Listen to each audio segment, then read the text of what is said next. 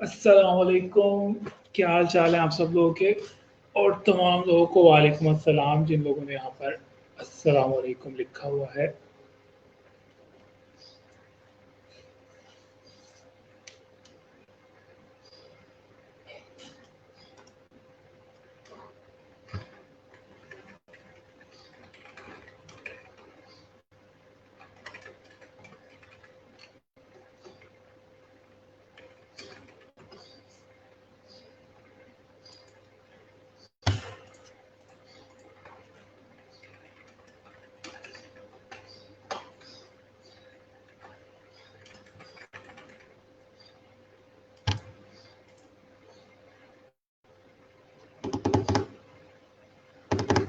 नहीं, मैं छुट्टी नहीं करता हूँ कभी। मैं इवन फिजिकल क्लासेस में भी छुट्टी नहीं करता हूँ।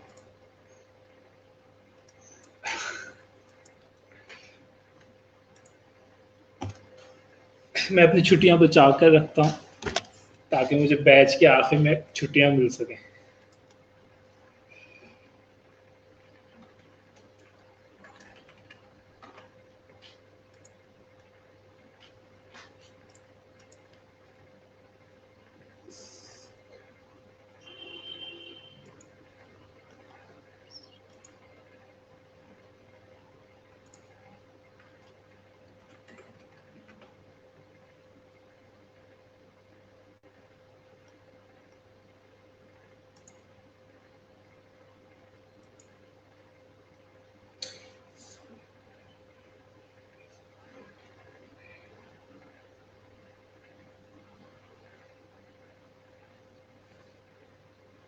हम लोग 100 वर्ड्स के अंदर इंट्रोडक्शन इंक्लूड कर सकते हैं वीपीएन का,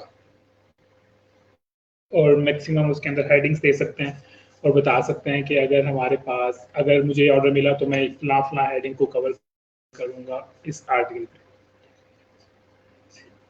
नेगेटिव एसईओ क्यों सिखाने? वैसे नेगेटिव एसईओ हम लोग ब्लैक हैट एसईओ कह सकते हैं। पहले वाइट, फिर ब्लैक, फिर ग्रे, फिर गूगल एनिमल्स, और फिर हम्बर हमिंग।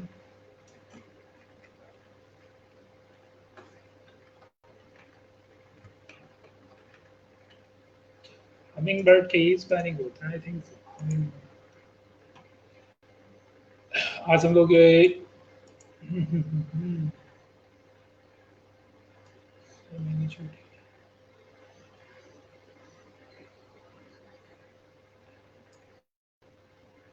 सही बात है, छुट्टी करने का कोई फायदा नहीं। आप लोगों ने इतने एसएमएस इतने मैसेज करने हैं, इसलिए बेहतर है बंदा क्लास ही ले ले। अगर आपका कोई कंप्यूटर से रिलेटेड और सॉफ्टवेयर से रिलेटेड या हार्डवेयर से रिलेटेड कोई क्वेश्चन है तो आप लोग एसएनई को मैसेज कर सकते हैं। एसएनई जो है आप सबको आई होप पता होगा कौन है, मुझे नाम याद नहीं आ रहा है। ग्रुप के अंदर उन्होंने एक पोस्ट लगाई हुई है, उसमें आप एसएनई को मैसेज करके अपने कंप्यूटर से रिलेटेड जो काम है, सॉफ्टवेयर से रिलेटेड या कोई इशू आ रहा है लैपटॉप में, तो आप उनसे बात कर सकते हैं। अच्छा, यहाँ पे किसी ने लिखा था कि छुट्टी नहीं करते, तो एक चीज़ बता दूँ कि ई रोजगार में अगर कोई ट्रेनर छुट्टी करता है तो इसका मतलब ये नहीं होता कि आप लोगों की क्लास नहीं होगी। उसका जो सेकंड कोर ट्रेनर होता है वो आपके आपकी क्लास लेने लग जाता है। ठीक है, और इन केस अगर कोर ट्रेनर ने भी उसी दिन छुट्टी की है तो कोई ना कोई ट्रेनर जो है पूरे पाकिस्तान में आपकी क्लास लेने लग जाता है। बिल्कुल, हमाद अंसारी हैं आप कैसे नहीं का नाम, आप उनको मैसेज कर सकते हैं। आई थिंक उन्होंने फ़ोन नंबर वगैरह भी दिया हुआ है, अगर अर्जेंट कुछ कॉल करनी हो तो आप उनसे बात कर सकते हैं। हमाद अंसारी। आप लोगों का इतना ज़्यादा इंटरेक्शन नहीं हुआ है इस ऑनलाइन क्लास में लैब मैनेजर से और एसएनई वगैरह से, लेकिन फिजिकल क्लास में तो खैर काफ़ी ज़्यादा होता रहता है।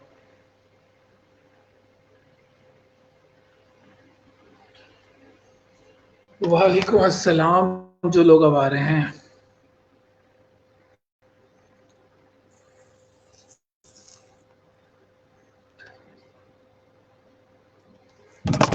एनीवेज, आज हम लोग एससी सर पूरे पंजाब से ही, अब हम लोग नहीं पूरे पाकिस्तान में, क्योंकि ई रोजगार जो है वो पूरे पाकिस्तान में जा चुका है।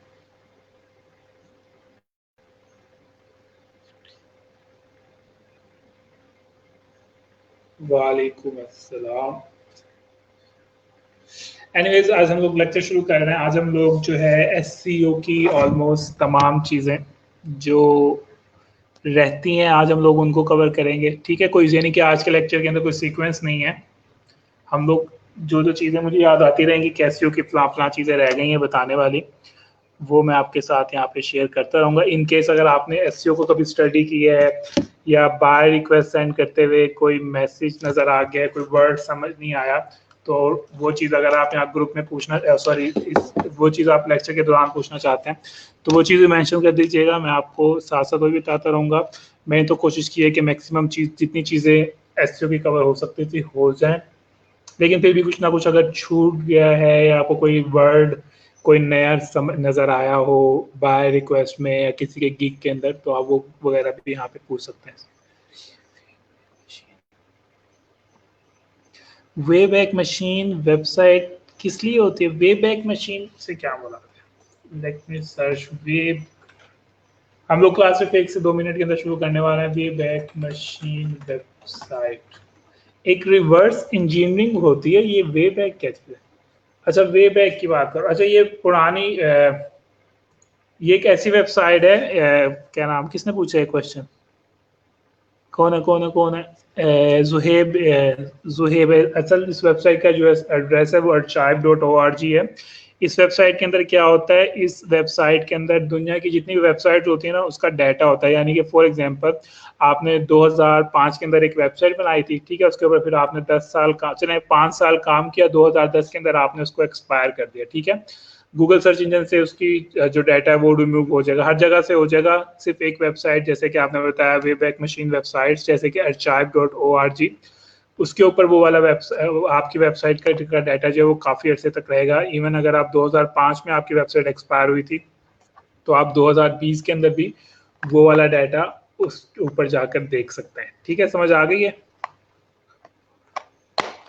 सुहेब क्या नाम था। और सिर्फ यही नहीं, बाकी मुख्तलिफ और भी हो सकता है। वहाँ पे म्यूजिक ऐसा हो सकता है जो डिलीट हो गया इंटरनेट से, लेकिन वो उस वेबसाइट के ऊपर सेव होता है। एक किस्म का आप ये समझ लें कि रिमूव हुई हुई चीज़ों का डेटाबेस होता है इस तरह की वेबसाइट पे। वेबसाइट ठीक है, किसने पूछा था question? Topic nature idea Noorul Haq Qureshi, ये जो आपने क्वेश्चन किया है इसके ऊपर मैंने पूरा लेक्चर दिया है और मेरे ख्याल से मैंने एससीओ शुरू भी इसी निच रिसर्च और कीवर्ड रिसर्च से ही की थी। तो ज़रा बराए मेहरबानी जाकर पुराने लेक्चर देखें। निच रिसर्च और टॉपिक रिसर्च, कीवर्ड रिसर्च, ये चीज़ें हम लोगों ने सबसे शुरू में पढ़ी थी। और हम लोगों ने इसके अंदर कुछ टूल्स भी पढ़े थे जैसे गूगल कीवर्ड प्लानर, उबर सजेस्ट, इस तरह के कुछ टूल्स पढ़े थे।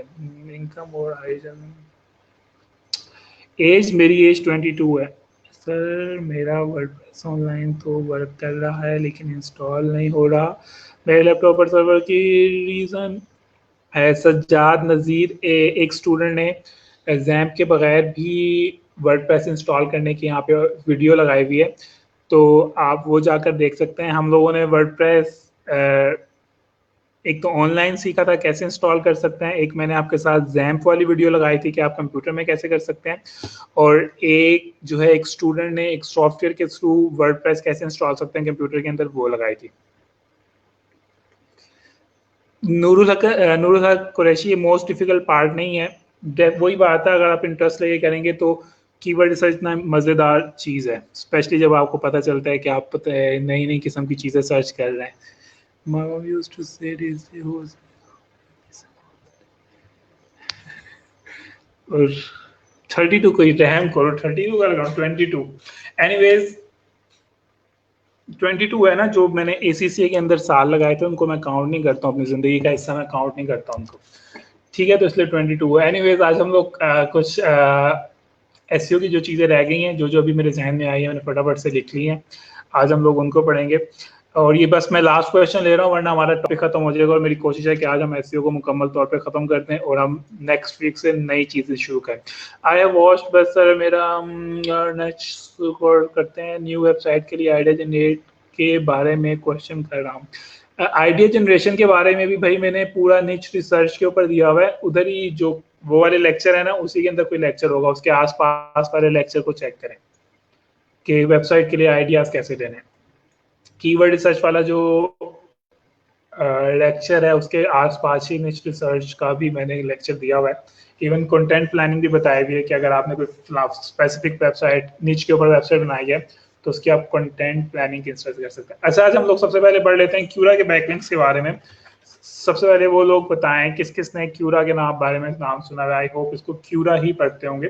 क्यूरा एक ऑनलाइन वेबसाइट है, ठीक है। ये ऑनलाइन क्वेश्चनिंग की वेबसाइट है, यानी कि अगर आपके पास कोई क्वेश्चन है और आपको उसका आंसर नहीं मिल रहा है तो आमतौर पे आप क्या करते हो, वो क्वेश्चन गूगल के ऊपर लिखते हो और गूगल के ऊपर जब सर्च रिजल्ट आता है तो आमतौर पर गूगल जो है हमेशा टॉप के ऊपर क्यूरा को मेंशन करती है। जैसे फॉर एग्जांपल आप लिख सकते हो कि कोरोना वायरस कब खत्म होगा, तो आमतौर पे जो क्यूरा के जो यूजर्स ने आंसर दिए होते हैं वो टॉप पर आ रहे होते हैं, ठीक है।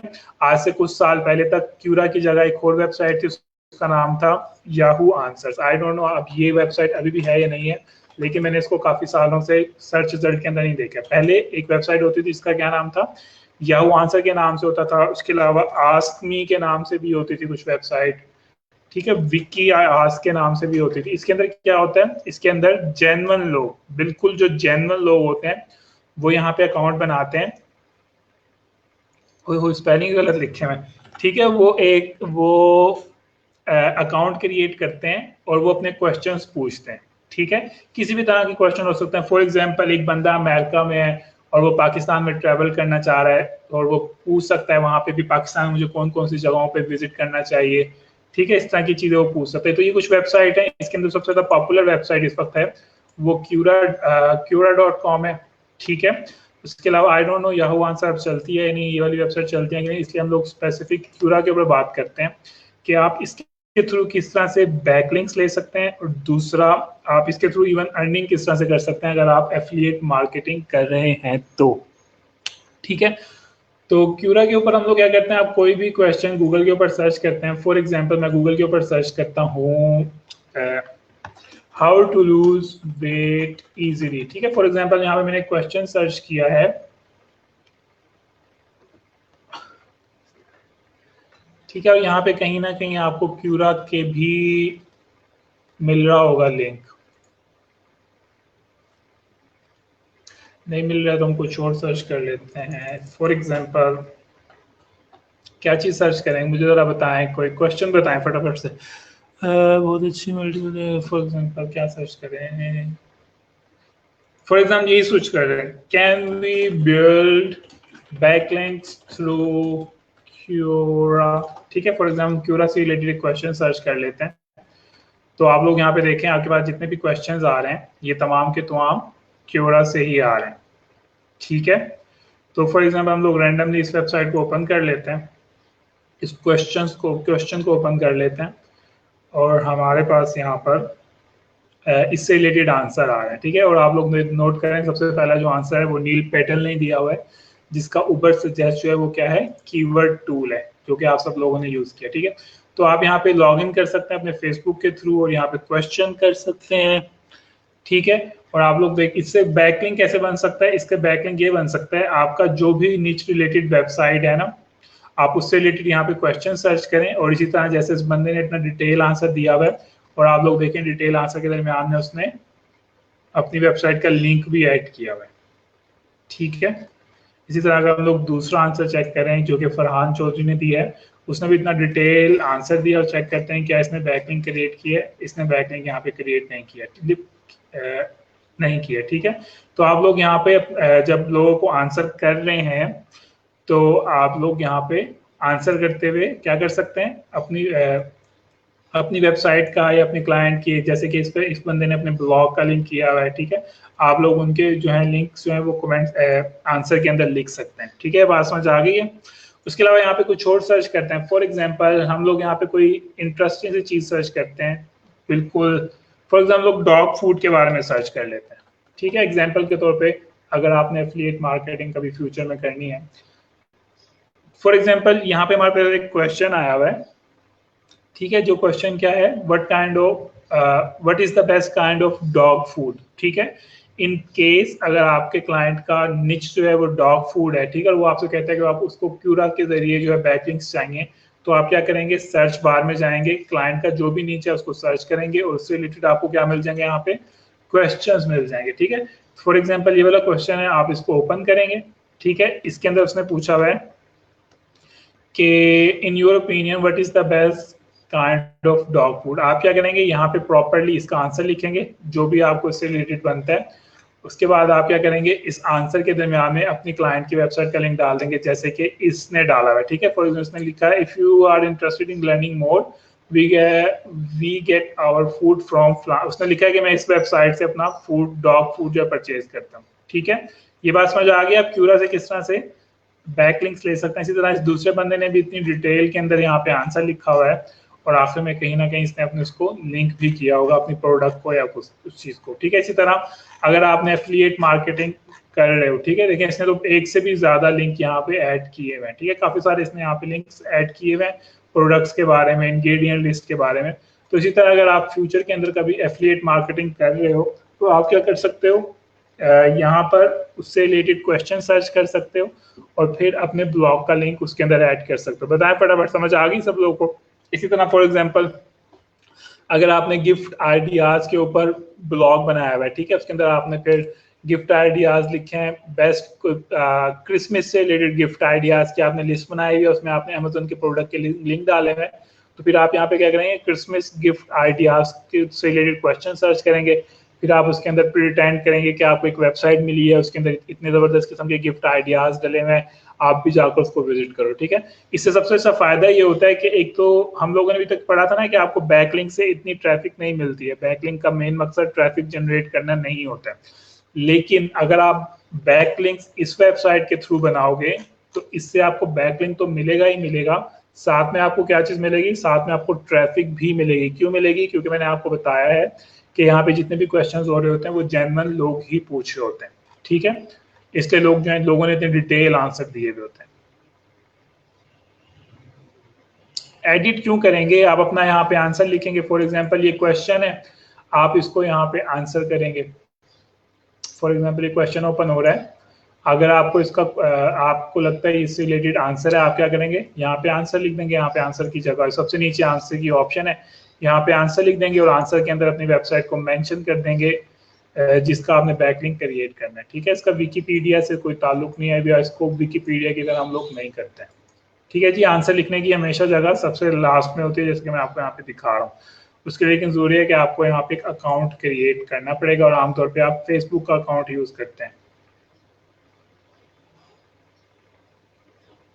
आपको पहले अच्छा, यहाँ पे हमारे पास एक अच्छा क्वेश्चन आया है, इसको पिन करता हूँ कि इनसे पूछा है कि हम लोग विकिपीडिया पे जब अकाउंट बनाएंगे हम शुरू में ही बैकलिंक क्रिएट करना शुरू कर देंगे या थोड़े से आंसर्स देंगे। डेफिनेटली आप पहले थोड़े से आंसर्स देंगे, ऐसा नहीं होगा कि आप पहले ही आंसर के अंदर लिंक ऐड कर देंगे। इससे क्या होगा, क्यूरा के पास एक सिग्नल जाएगा कि इस बंदे ने अकाउंट ही सिर्फ बैकलिंक क्रिएट करने के लिए बनाया हुआ है, तो क्यूरा आपको इस बेस के ऊपर बैन भी कर सकती है। इसी तरह अगर आपने फॉर एग्जांपल 40 क्वेश्चंस के आंसर किए हैं और 40 के अंदर अगर आपने अपने ही ब्लॉग का लिंक डाला है, तो क्यूरा के पास फिर से एक सिग्नल जाएगा कि ये बंदा सिर्फ अपनी वेबसाइट के बैकलिंक क्रिएट करने के लिए आया हुआ है, तो आपने रैंडमली वेबसाइट्स की लिंक भी ऐड करते आना। ठीक है, कोई विकिपीडिया से आर्टिकल उठा लिया, कोई फेसबुक से पोस्ट उठा ली, कोई CNN से उठा ली, कोई BBC से उठा ली। ठीक है, तो साथ साथ आपने क्या करना है, अपनी वेबसाइट को भी ऐड करते रहना है।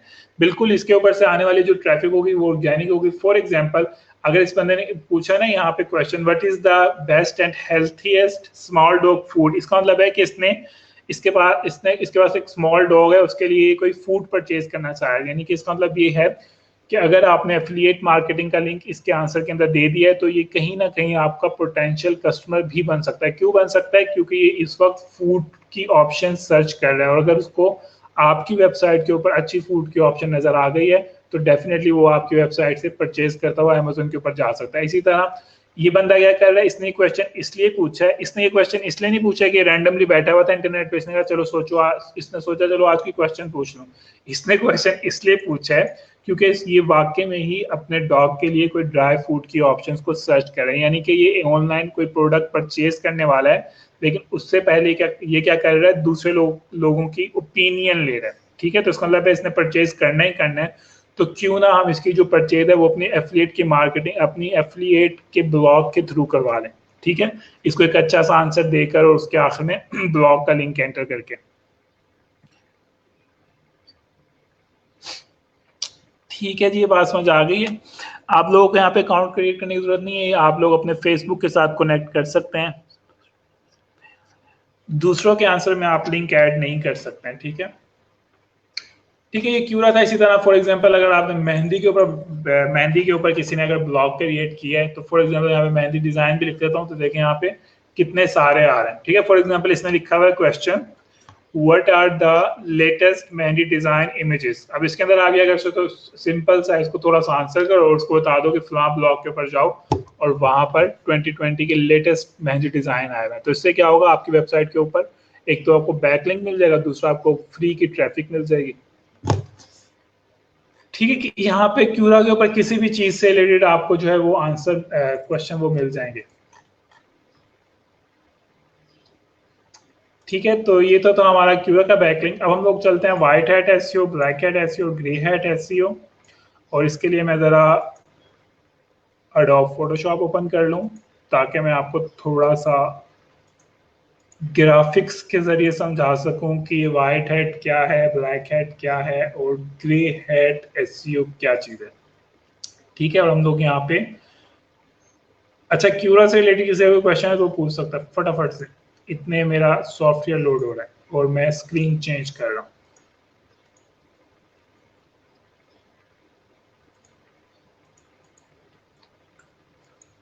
Eight 800 by 800। ठीक है, इसको हम ब्लैक कर लेते हैं, इसको हम वाइट कर लेते हैं और इन दोनों के मिक्सचर को हम लोग ग्रे कर लेते हैं। कलर स्कीम भी हम लोग जरा उसके हिसाब से करते हैं।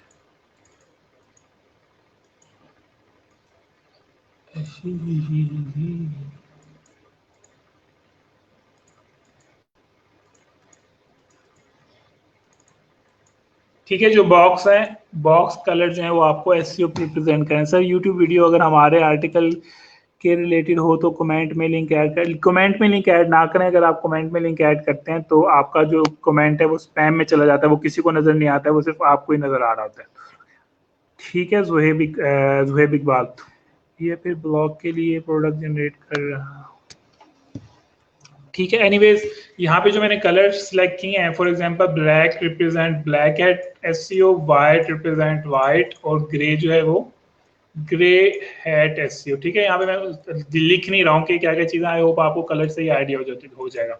अच्छा, अभी तक हम लोगों ने जितने भी एसईओ पढ़ी है वो सारी की सारी क्या है, वो सारी की सारी white hat SEO. White hat SEO से क्या मुराद है कि हम लोगों ने जितने भी अभी तक on page SEO, of page SEO, technical SEO की बात की है, वो तमाम की तमाम क्या है, गूगल की रिक्वायरमेंट्स के मुताबिक है। ठीक है, गूगल की क्या रिक्वायरमेंट्स है, गूगल की रिक्वायरमेंट है कि आपने जो कंटेंट लिख रहे हो वो एंगेजिंग होना चाहिए। ठीक है, उसके अंदर कीवर्ड का प्रॉपर्ली यूज होना चाहिए, उसके अंदर कीवर्ड स्टफिंग नहीं होनी चाहिए। और उसके अलावा इस क्वेश्चन को मैं पॉइंट आउट करता हूँ, इसको आंसर बाद में करता हूँ, इनकेस अगर भूल जाऊँ तो आपने पूछ लेना। ठीक है, उसके अलावा फिर से रिपीट कर रहा हूँ, ऑन पेज एसईओ, गूगल क्या कहता है, आपने प्रॉपर्ली अपनी ऑन पेज एसईओ करनी है, अच्छा सा कंटेंट जनरेट करना है, उसके अंदर आपने हेडिंग्स डालनी है, बुलेट पॉइंट्स डालना है, इमेज के ऑप्टिमाइजेशन करने हैं, कोई वीडियो डाल रहे हो उसको प्रॉपर्ली ऐड करना है। ठीक है, अपनी वेबसाइट को रेगुलर बेसिस के ऊपर अपडेट करना है। ये तो थी ऑन पेज एसईओ जो कि हम लोगों ने काफी सारे पॉइंट्स पढ़े। ठीक है, उसके बाद हम लोगों ने टेक्निकल एसईओ पढ़ी, वेबसाइट की स्पीड अच्छी होनी चाहिए, वेबसाइट का डिजाइन अच्छा होना चाहिए। ठीक है, साइट मैप उसके अंदर बनाना चाहिए, रिबूट के बारे में हम लोगों ने पढ़ा, बाउंस रेट के बारे में पढ़ा, ये सारी तमाम की तमाम चीजें हम लोगों ने गूगल की गाइड के मुताबिक पढ़ी। उसके बाद हम लोगों ने फिर बैकलिंक्स पढ़े।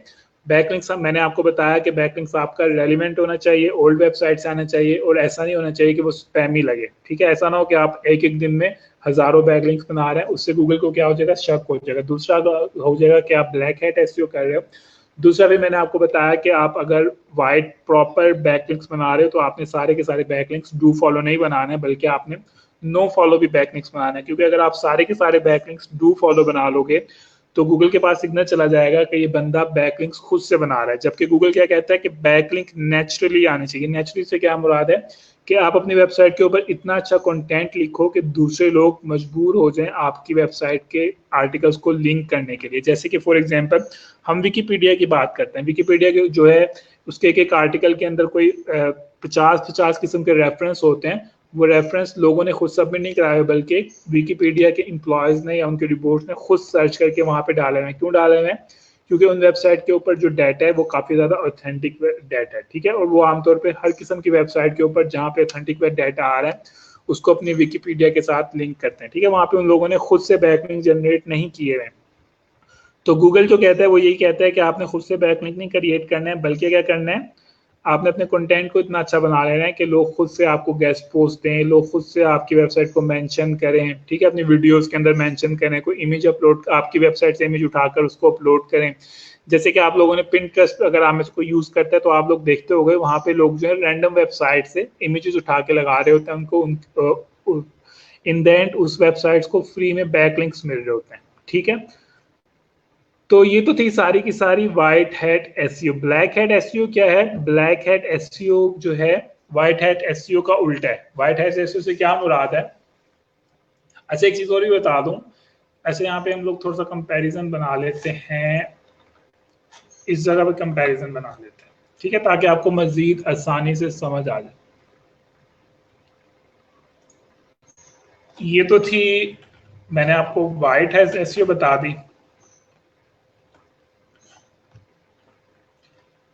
ठीक है। For example quality content, quality backlinks, ठीक है। दो चीजों की बात कर लेते हैं। ब्लैक हैट एसईओ क्या होता है? ब्लैक हैट एसईओ उसका ऑपोजिट होता है। ऑपोजिट से क्या मुराद है कि आपका जो कंटेंट होता है वो इतना अच्छा नहीं होता, वो आमतौर पे स्पिन होता है या वो डुप्लीकेट होता है, ठीक है। इसी तरह आपके जो बैकलिंक्स होते हैं उनकी क्वालिटी से ज्यादा आप किस पे फोकस कर रहे होते हैं? क्वांटिटी पे फोकस कर रहे होते हैं, ठीक है। बात समझ आ गई है?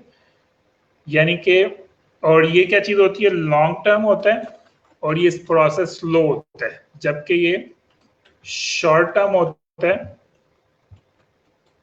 और इसका प्रोसेस जो होता है फास्ट होता है। फास्ट से मुराद ये है कि अगर आप ब्लैक हैट एसईओ प्रैक्टिस कर रहे हो तो आपकी वेबसाइट बहुत स्पीड से गूगल सर्च इंजन के ऊपर इंडेक्स होगी और उसके बाद क्या होगा?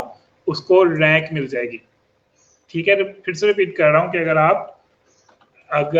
आप ब्लैक हैट एसईओ को प्रैक्टिस कर रहे हो, ठीक है, उसके अंदर डुप्लीकेट कंटेंट डाल रहे हो, लेंथी कंटेंट भी डाल रहे हो, ठीक है, उसके अंदर क्वांटिटी के ऊपर आपका ज्यादा फोकस है, यानी कि फॉर एग्जांपल आपकी वेबसाइट स्पोर्ट्स से रिलेटेड है लेकिन आप जो है बैकलिंक जो है वो फैशन की वेबसाइट से क्रिएट कर रहे हो, या आपकी वेबसाइट फैशन से रिलेटेड है, आप बैकलिंक जो है वो न्यूज की वेबसाइट से क्रिएट कर रहे हो, ठीक है। मेन फोकस आपका क्या है? आप क्वांटिटी के ऊपर ज्यादा फोकस कर रहे हो, ठीक है। इसी तरह इसका सबसे बड़ा फायदा ये है ब्लैक हैट एसईओ का कि आपकी वेबसाइट बहुत शॉर्ट टाइम के अंदर गूगल के ऊपर इंडेक्स हो जाती है और फिर रैंक हो जाती है जिस कीवर्ड के साथ आप लेके जा रहे हो।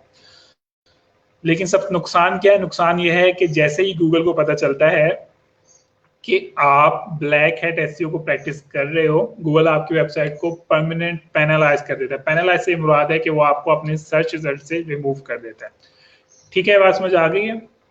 अगेन से मैं जरा मजीद आसान तरीके से बताता हूँ क्योंकि मुझे मजा नहीं आया ये चीज बताते हुए। तो जब मुझे मजा नहीं आया तो आप लोगों को का खाक समझ आया होगा।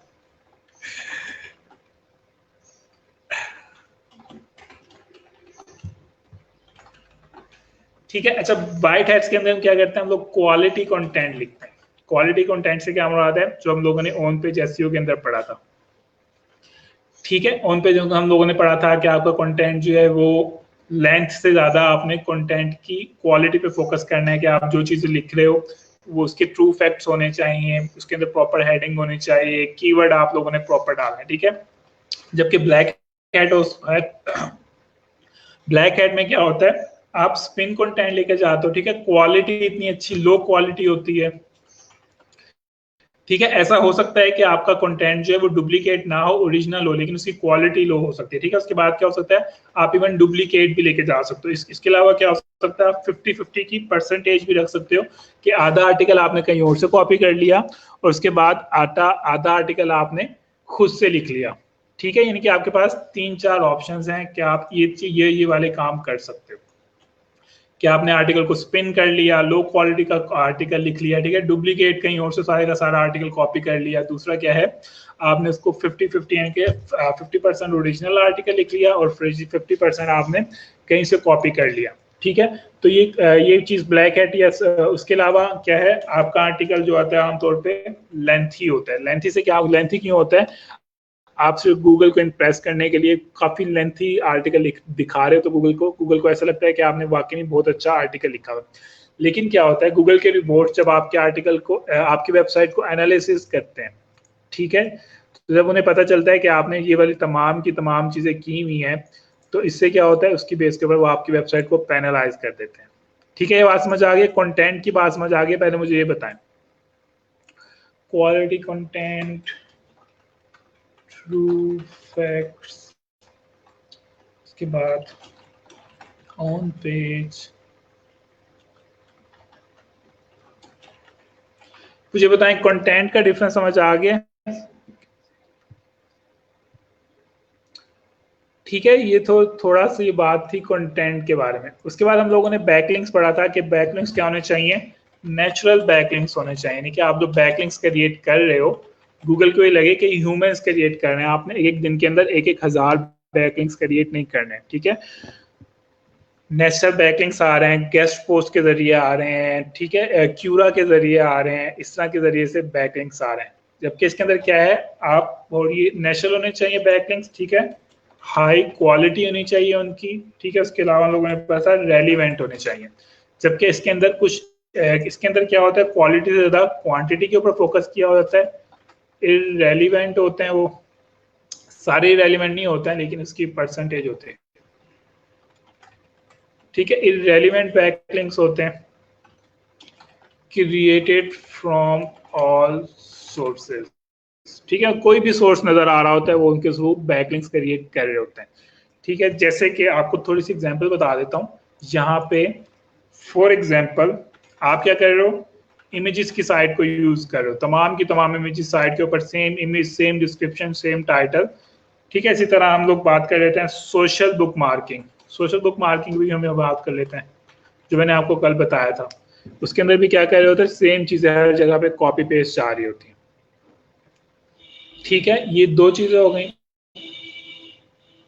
उसके बाद आप क्या कर रहे हो, तो यहाँ पे आपने कीवर्ड डेंसिटी का ख्याल रखा होता है कि आपने फॉर एग्जांपल 10% से ज्यादा कीवर्ड को यूज नहीं करना है। 1,000 वर्ड का अगर आर्टिकल है, तो आप वहां पे कोशिश करते हो कि मैक्सिमम 10% से ज्यादा कीवर्ड को यूज, सॉरी 10%, अगर 1,000 वर्ड का आर्टिकल है तो आप कोशिश करते हो कि मैक्सिमम, मिनिमम 10 दफा आपका कीवर्ड आ जाए, मैक्सिमम 20 दफा आ जाए। ठीक है, जबकि इसके अंदर आप क्या करते हो, इसके अंदर आप कीवर्ड स्टफिंग कर रहे होते हो। ठीक है, मतलब आप अपने कीवर्ड को बार बार मेंशन कर रहे होते हो, ताकि सर्च इंजन के भी बोर्ड्स परेशान हो जाए, उन्हें लगे कि आपकी वेबसाइट के ऊपर जो है बहुत ज्यादा कीवर्ड से रिलेटेड काम हुआ है, और आपकी वेबसाइट को क्या कर लेते हैं, रैंक कर देते हैं।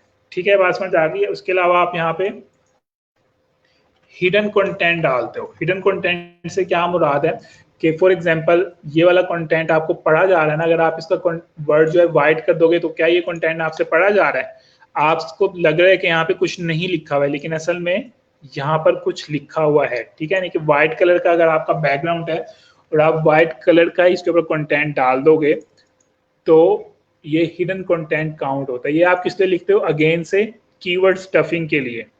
ठीक है, यानी कि अगर आपने एक आर्टिकल लिखा है, उसके अंदर आपने बहुत ज्यादा कीवर्ड स्टफिंग की हुई है, तो पढ़ने वाले को समझ नहीं आएगी कि आपने लिखा हुआ क्या है। तो आप क्या करते हो, आर्टिकल ठीक लिख लेते हो, लेकिन कीवर्ड स्टफिंग फिर आप किस तरह से करते हो, आप उसको फिर हिडन कंटेंट के जरिए करते हो।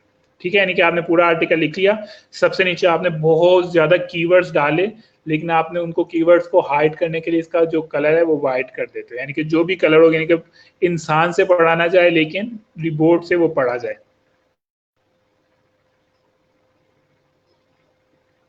ठीक है, बात समझ आ गई है। तो आप इसके अंदर हिडन कंटेंट डाल दो, जबकि इसके अंदर आप सिर्फ हिडन कंटेंट नहीं डालते, सिर्फ वही कंटेंट डाल दो जो ह्यूमंस पढ़ सकें। यहां तक किसी का कोई क्वेश्चन है तो पूछें।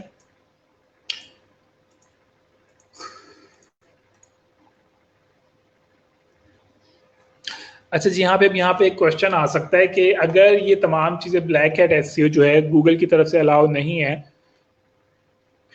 तो फिर आखिर गूगल पढ़ सकता है जो हिडन कंटेंट लिख रहे हैं वो गूगल के लिए ही लिख रहे हैं, गूगल के रिपोर्ट्स के लिए लिख रहे हैं। ठीक है, फॉर एग्जांपल आपने आर्टिकल लिख दिया है, फॉर एग्जांपल आपने आर्टिकल लिख दिया है वेट लॉस के बारे में। ठीक है, और फिर आपने क्या किया, वेट लॉस से रिलेटेड जितने भी कीवर्ड्स आपको इंटरनेट पर नजर आ रहे हैं वो सारे के सारे आपने आर्टिकल के दरमियान में डाल दिए, आखिर में डाल दिए हैं, उनका कलर चेंज कर दिया है ताकि किसी को समझ ना आए, सिर्फ गूगल रिपोर्ट्स को वो नजर आए, ह्यूमंस को वो नजर ना आए। अब यहाँ पे क्वेश्चन आता है कि अगर ब्लैक हैट एसईओ इतनी बुरी है तो फिर गूगल एक वेबसाइट को क्यों इंडेक्स कर लेती है, गूगल इन तमाम बेसिस के ऊपर। ठीक है, जो लोग इतनी मेहनत से कंटेंट जनरेट कर रहे हैं, अच्छे अच्छे बैकलिंक्स क्रिएट कर रहे हैं सर्च कर करके, तो उनको क्यों नुकसान होता है।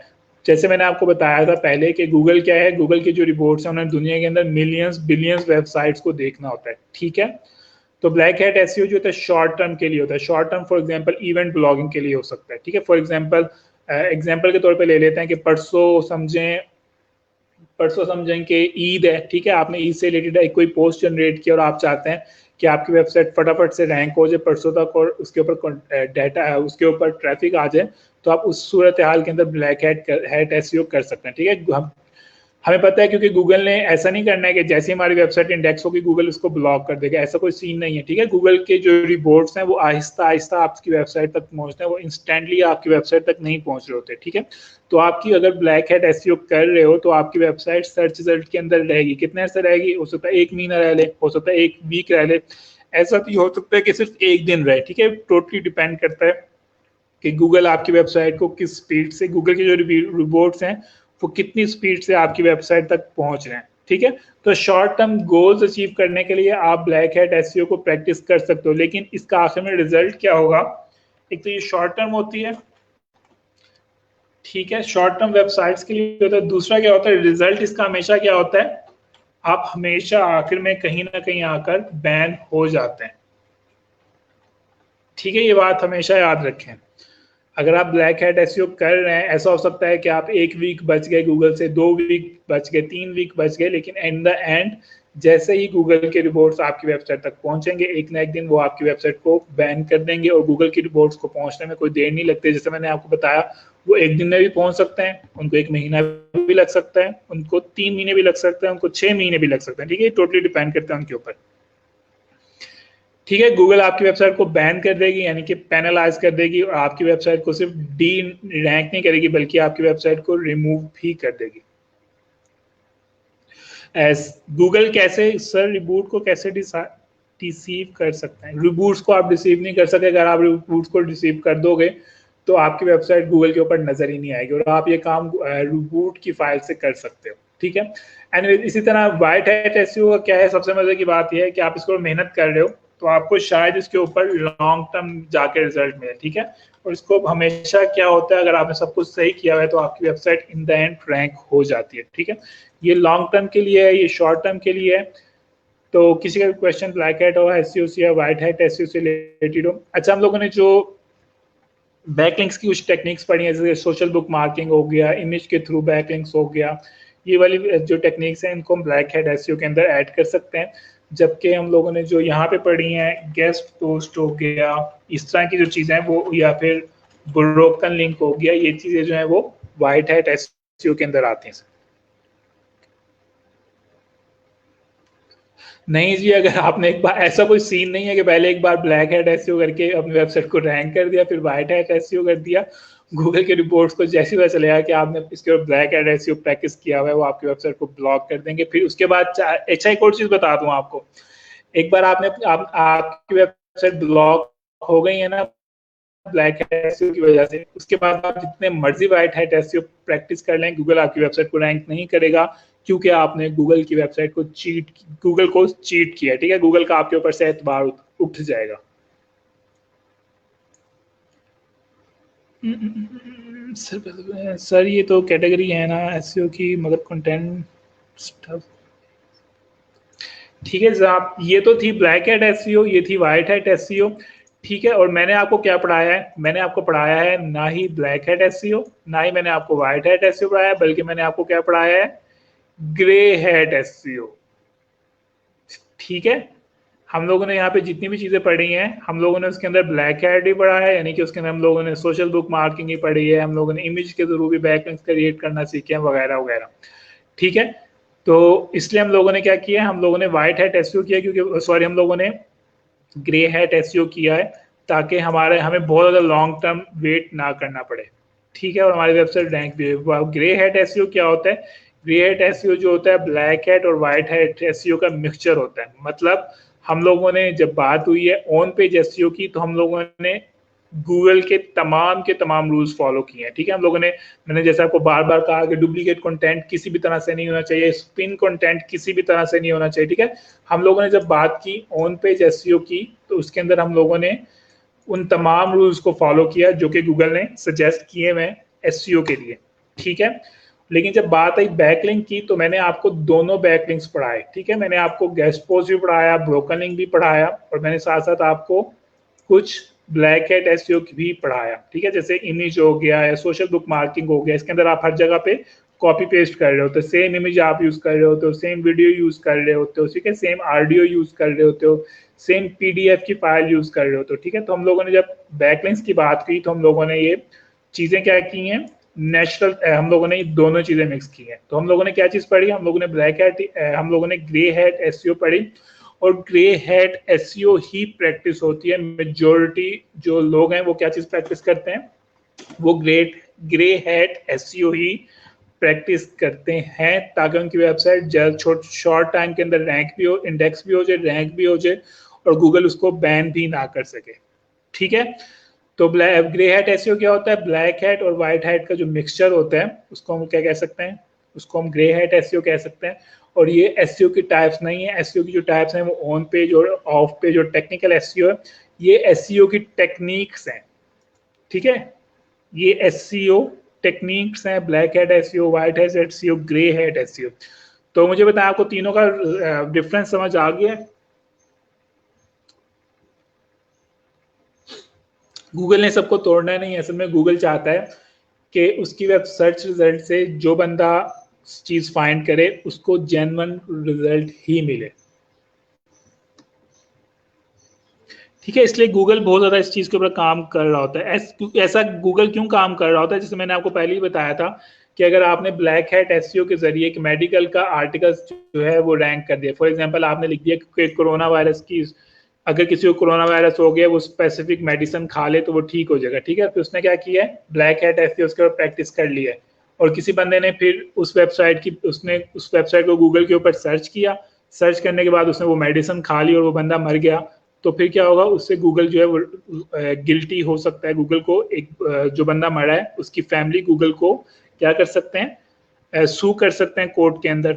ठीक है, वो गूगल को ये कह सकते हैं कि तुम्हारी जरूरत कैसे हुई कि तुमने एक ऐसी वेबसाइट को सर्च रिजल्ट के अंदर दिखाया जिसकी कोई अथॉरिटी नहीं थी, जिसके ऊपर कंटेंट गलत लिखा था, जिसके ऊपर फैक्ट्स ही नहीं थे, जिसके ऊपर न्यूज ही गलत लिखी हुई थी। ठीक है, तो इसलिए गूगल इन तमाम चीजों से बचने के लिए हमेशा कोशिश करता है कि वो हमेशा क्या चीज दिखाए, ट्रू फैक्ट्स ही दिखाए। और ये पहले गूगल करता था, और जैसे मैंने आपको पहले ही बताया कि अब फेसबुक भी ऐसे करने लग गया। अगर फेसबुक के ऊपर कुछ गलत न्यूज डालते हो, फेक न्यूज डालते हो, कोई फेस फैक्ट की बात करते हो, तो गूगल फेसबुक जो है वो आमतौर पर उसको रिमूव कर देता है, और उसके साथ लिखता भी है कि ये जो चीज इंफॉर्मेशन है ये गलत है, ये जो न्यूज आ रही है गलत न्यूज है। ग्रे हैट एसईओ वो है जो कि हम लोगों ने पढ़ी है। फॉर एग्जांपल ऑन पेज की जब बारी आई थी, तो हम लोगों ने तमाम का तमाम जो काम किए थे वो क्या किए थे, ऑन पेज एसईओ वाले किए थे। ठीक है, हम लोगों ने ये वाली चीज बिल्कुल भी प्रैक्टिस नहीं की थी। लेकिन जब बात हुई थी बैकलिंक्स क्रिएट करने की, तो हम लोगों ने व्हाइट हैट एसईओ के भी क्या कहते हैं बैकलिंक्स पढ़े थे, और हम लोगों ने ब्लैक हैट एसईओ के भी बैकलिंक्स पढ़े थे। तो इससे क्या हुआ, मिक्सर हो गया, और ये क्या हो गया, ग्रे हैट हो गया। ग्रे हैट के अंदर हम लोग जो बैकलिंक्स टेक्निक्स थी वो हम लोगों ने ब्लैक हैट एसईओ वाली भी पढ़ी, जैसे कि social book marking, image sharing, video sharing, और हम लोगों ने जो थी जो जेन्युइन तरीके होते हैं जैसे कि गेस्ट पोस्ट, ब्रोकन लिंक वगैरह, वो भी पढ़े। तो ये दोनों मिक्सचर हो गए, ब्लैक वाइट हैट हो गया। बिल्कुल ओवरऑल जो चीज मैंने आपको एसईओ के अंदर पढ़ाई है वो ग्रे हैट एसईओ ही थी। हाँ बिल्कुल, अगर क्या कहते हैं गूगल ब्लैक हैट एसईओ की बेस के ऊपर लोगों की वेबसाइट को रिमूव नहीं करेगी, तो जो जेन्युइन लोग इतनी मेहनत से काम कर रहे हैं वो तो फिर कभी अर्निंग ही नहीं कर सकेंगे, ठीक है, वो तो बेचारे ऐसे ही रह जाएंगे। ठीक है, मैं सोच रहा हूँ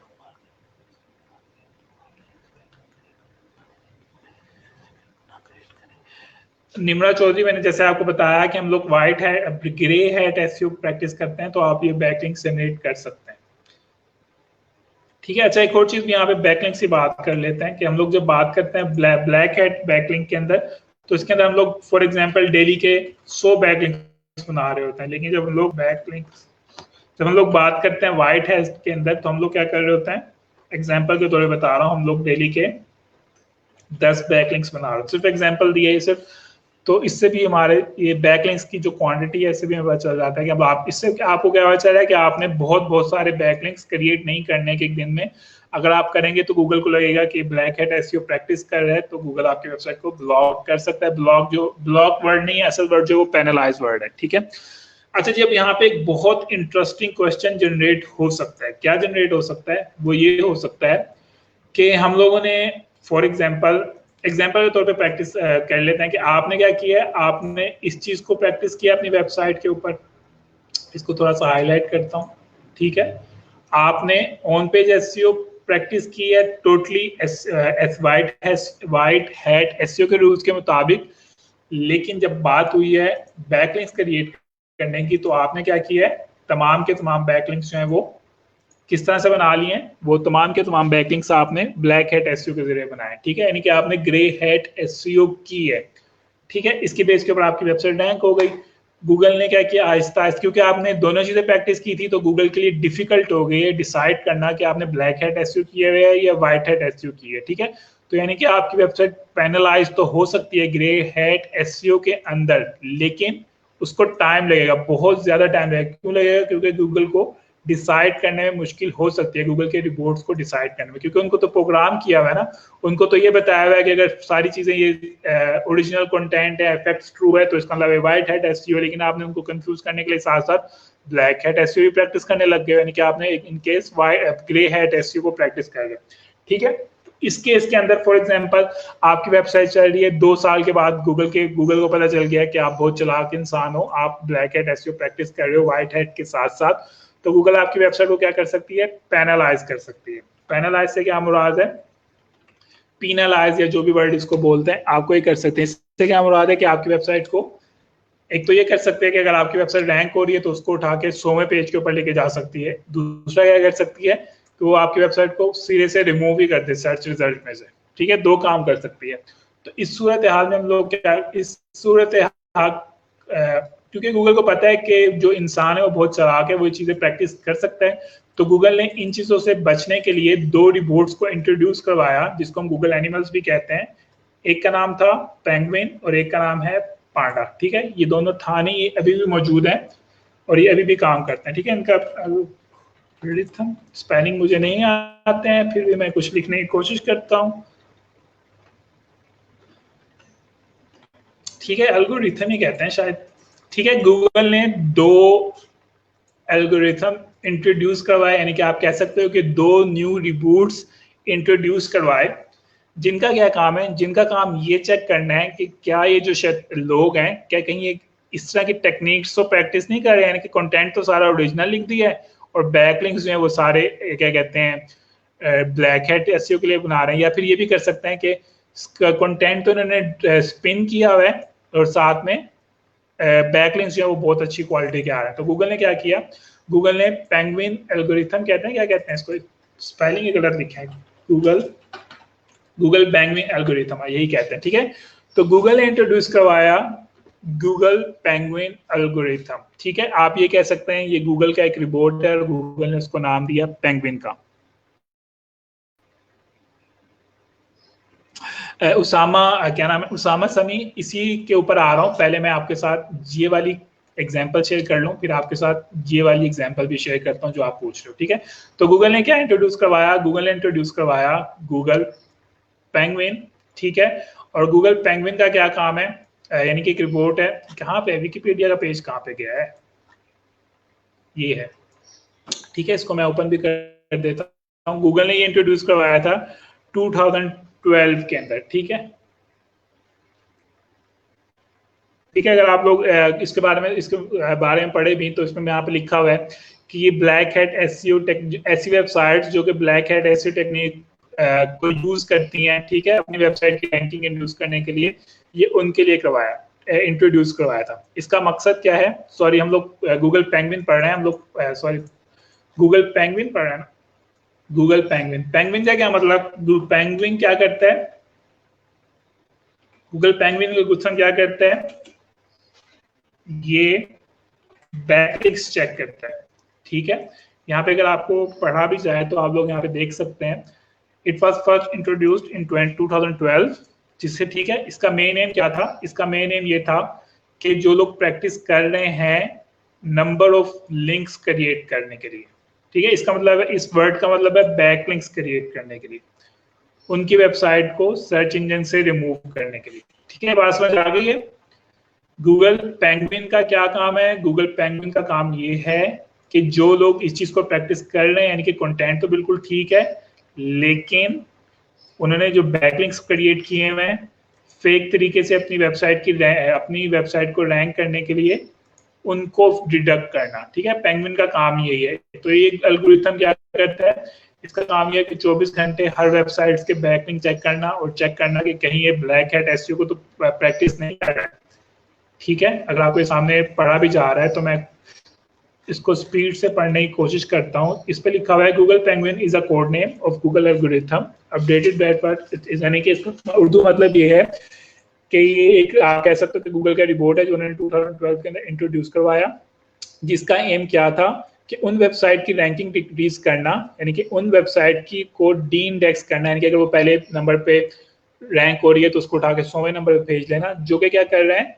वायलेशन कर रहे हैं गूगल वेब मास्टर गाइडलाइंस की, ठीक है, by using black hat SEO technique. और उसमें उसने स्पेसिफिक बात की है किस चीज़ की, नंबर ऑफ लिंक्स की, यानी कि इन शॉर्ट पेंगुइन का मकसद ये है कि ऐसी वेबसाइट्स को सर्च इंजन से डी इंडेक्स करना या उनकी रैंकिंग को रिड्यूस करना जो कि ब्लैक हैट एसईओ की टेक्निक के थ्रू बैकलिंक्स क्रिएट कर रहे हैं, ठीक है जी। ये बात समझ आ गई है।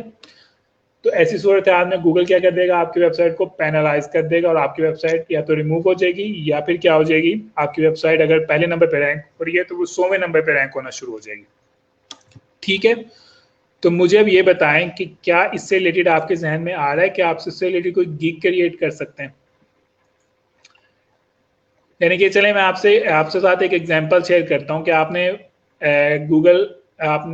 आपके पास एक क्लाइंट आया है, ठीक है, उसने कहा है कि गूगल पेंगुइन ने उसकी वेबसाइट को ब्लॉक कर दिया है, पेनलाइज कर दिया है, या उसकी इंडेक्सिंग, उसकी रैंकिंग को डिक्रीज कर दिया है, तो आप उसकी क्या मदद कर सकते हैं, जरा मुझे ये बताएं। या चलें मैं आपसे सपोज कर लेता हूं कि आपने बड़ी जबरदस्त किस्म की वेबसाइट बनाई, उसके बड़े जबरदस्त किस्म के आर्टिकल्स लिखे, लेकिन इन द एंड गूगल ने आपको पेनलाइज कर दिया क्योंकि आपने इररेलेवेंट जो थे उसके ऊपर बैकलिंक्स क्रिएट किए हुए थे। तो आप फिर ऐसी सूरत हाल में क्या करेंगे, सोचें, जरा सोचें, ऐसी सूरत हाल में क्या करेंगे अगर गूगल पेंगुइन की जैसे आपकी अपनी वेबसाइट जो है वो डी इंडेक्स हो गई है या उसकी रैंकिंग खत्म हो गई है, तो ऐसी सूरत हाल में आप क्या करेंगे। देखते हैं किसके पास से जवाब आता है। 10 तक गिन रहा हूं, 10, 9, 8, 7, 6, 5, 4, 3, 2, 1। क्यों भाई, इसका पॉजिटिव यूज क्यों नहीं बताया तो है, जब आप इस तरह की टेक्निक लेकर चलोगे तो पेनलाइज होने में सालों लग सकते हैं, ठीक है, 2 साल, 1 साल। बैकलिंक्स रिमूव करवाएंगे, बिल्कुल ठीक, ठीक है।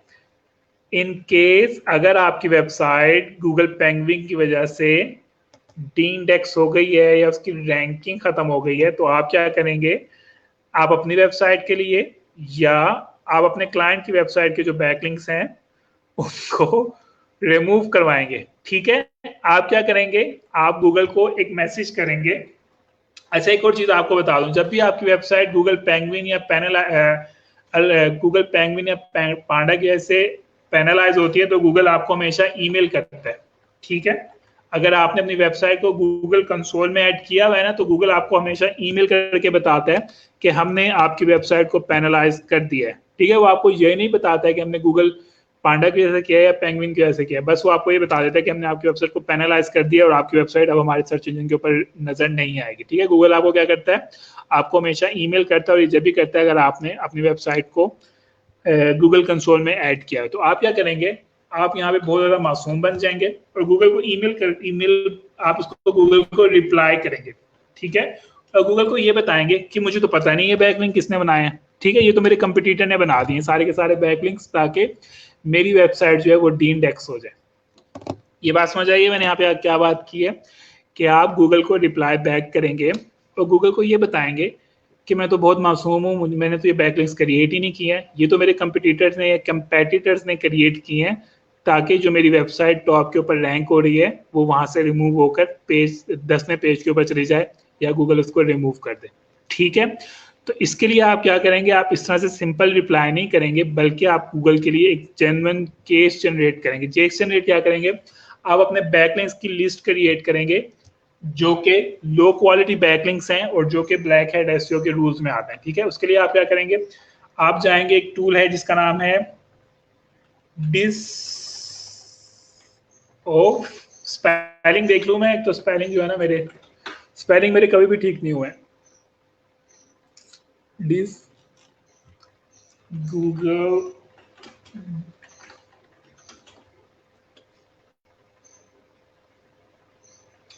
यहां पर भी नहीं आ रहा है स्पेलिंग, एक सेकेंड के लिए मैं ठीक कर लूं। ठीक है, हम लोग क्या करेंगे, हम लोग गूगल ने इसके लिए भी एक सोल्यूशन निकाला हुआ है बिल्कुल यहाँ पे। अच्छा, मैं इसका ये वाला टूल है, आप इसको नोट कर लें इस नाम को।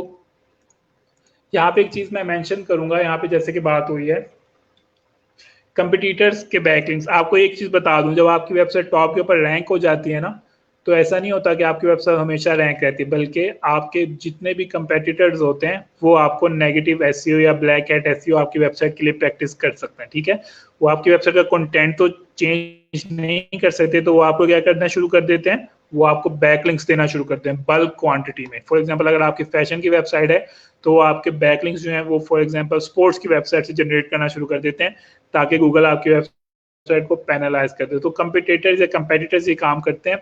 अगर आप में से यहाँ पे कोई सॉफ्टवेयर हाउस में काम करता है तो उन्हें पता होना चाहिए कि इस तरह की असाइनमेंट्स उनके पास आती रहती हैं। ठीक है, वैसे तो ये गलत बात है, लेकिन अब क्या करें, बिजनेस को टॉप पर भी तो रखना है ना गूगल के सर्च रिजल्ट में, तो इसके लिए कंपनीज इस तरह की हरकतें करती हैं। इवन अगर आप लोगों ने नोट किया हो, फाइबर के ऊपर भी इस तरह के गिग्स लगे हुए हैं, लोगों ने लिखा होता है कि मैं आपको 1 मिलियन बैकलिंक्स दे दूंगा, मैं आपको 10,000 बैकलिंक्स दे दूंगा। ठीक है, वो तमाम के तमाम लोग अपनी वेबसाइट के लिए परचेज नहीं करते हैं, बल्कि किन के लिए परचेज कर रहे होते हैं, वो अपने कंपेटिटर्स के लिए परचेज कर रहे होते हैं, ताकि गूगल उनकी वेबसाइट को पेनलाइज कर दे और उनकी वेबसाइट जो है वो टॉप पर आ जाए, उनके कंपेटिटर्स की वेबसाइट वहां से रिमूव होके दूसरे पेजेस पे चले जाए। ठीक है, तो यहाँ पे हम लोगों ने गूगल को यही बताना है कि आप बहुत अच्छे इंसान हैं, आपने कभी भी ब्लैक हैट एसईओ प्रैक्टिस नहीं की है, तो इसलिए आपने उसके लिए एक टूल यूज करना है और उसका टूल का नाम है डिसआउट। ठीक है, गूगल 2000 का टूल है। फॉर एग्जांपल, आप इसको सर्च करेंगे और ये आपका टूल जो है गूगल कंसोल में ही होता है। यहाँ पे मैं इसके ऊपर क्लिक कर रहा हूँ। ठीक है, सबसे पहले आपने यहाँ पे उस वेबसाइट को मेंशन करना है जिसके आपने बैकलिंक्स रिमूव करवाने हैं। ठीक है, बात समझ आ गई। और ये वाली वेबसाइट आपको जब भी नजर आएगी अगर आपने अपनी वेबसाइट को गूगल कंसोल के अंदर ऐड किया हुआ है। मैंने आपको पहले भी कहा था कि मेरी क्लास के अंदर आपने किसी भी किस्म की रिलीजियस बात नहीं करनी है, हलाल हराम की तो बिल्कुल भी नहीं करनी है। ठीक है, तो सबसे पहले आपने क्या करना है, सबसे पहले आपने अपने क्लाइंट की वेबसाइट को गूगल कंसोल में ऐड करनी है। वैसे तो वो पहले से ऐड होगी। ठीक है, मैं यहाँ पे आगे के साथ गूगल कंसोल में भी जाता हूँ और आपने क्या करना है, उस वेबसाइट को सिलेक्ट करना है यहाँ से जिसके आप क्या रिमूव करवाना चाह रहे हो, जिसके आप बैकलिंक्स रिमूव करवाना चाह रहे हो। ठीक है, अब आप यहाँ पे सवाल आता है कि आपको कैसे पता चलेगा कि कौन से बैकलिंक्स गूगल ने काउंट किए। तो आप क्या करोगे, गूगल कंसोल के ऊपर सबसे पहले लॉगिन हो गए, बल्कि मैं यहाँ पे स्टेप्स भी लिख देता हूँ कि आप किस तरह से एक वेबसाइट को वापस ला सकते हो सर्च रिजल्ट के अंदर, ताकि फ्यूचर में अगर आप ये वाला गिग लगा रहे हो आपको पता हो कि आपने क्या करना है। ठीक है,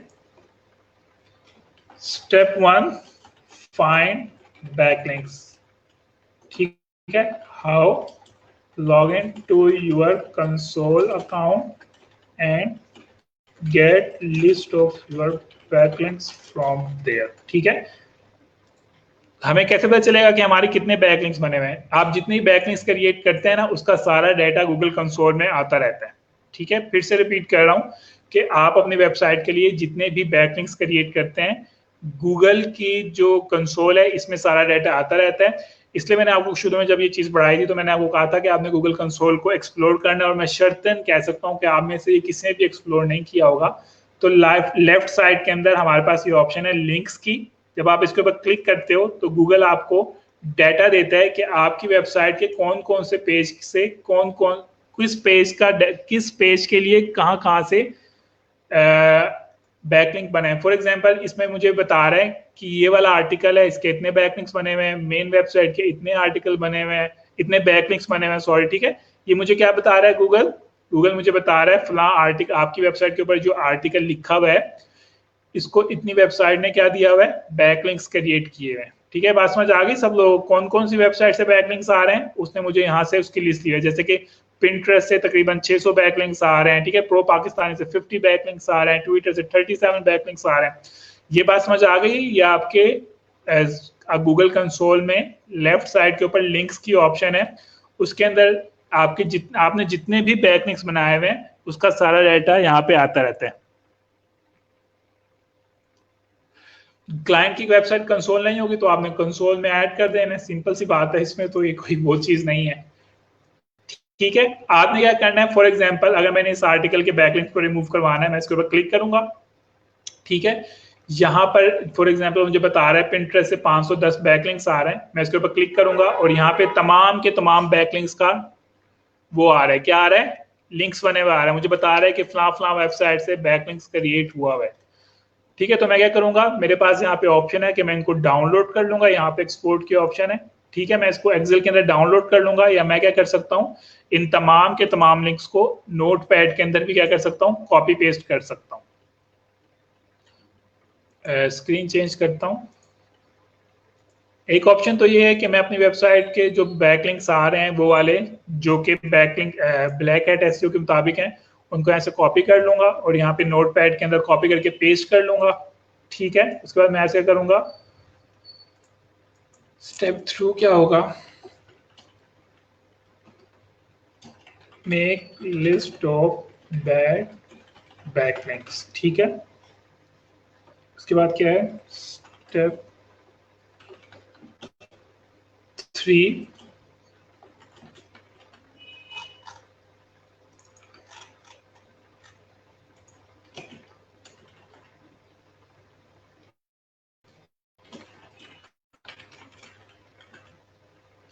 उसके बाद आपने क्या करना है, गूगल डिस्कवर पेज के ऊपर जाना है और एक वेबसाइट को सिलेक्ट करना है। जैसे कि मैं यहाँ से वेबसाइट को सिलेक्ट कर रहा हूँ। ठीक है, आपने इसके ऊपर क्लिक करना है, फिर यहाँ पे वो आपसे क्या चीज मांगेगा, वो आपसे यहाँ पर फाइल मांगेगा। ठीक है, वो आपसे कह रहा है कि आपने जिन वेबसाइट्स को डिस ऑफ करना है आप उसकी फाइल यहाँ पे अपलोड कर दो। आप यहाँ से सिलेक्ट करोगे। ठीक है, यहाँ से सिलेक्ट करोगे, वो कह रहा है कि आप नोटपैड की फाइल को अपलोड कर सकते हो। फॉर एग्जांपल मैंने नोटपैड के अंदर सारे लिंक्स ऐड किए हुए हैं, मैं यहाँ से फाइल को चूज करूंगा अपने कंप्यूटर से और उसके बाद इसको यहाँ पे क्या कर दूंगा, अपलोड कर दूंगा। ये बात समझ आ गई सब लोगों को? और उसके बाद मैं इसको सबमिट करवा दूंगा। जब मैं ये सारा काम कर लूंगा तो उसके बाद क्या होगा, सबमिट बैकलिंक्स।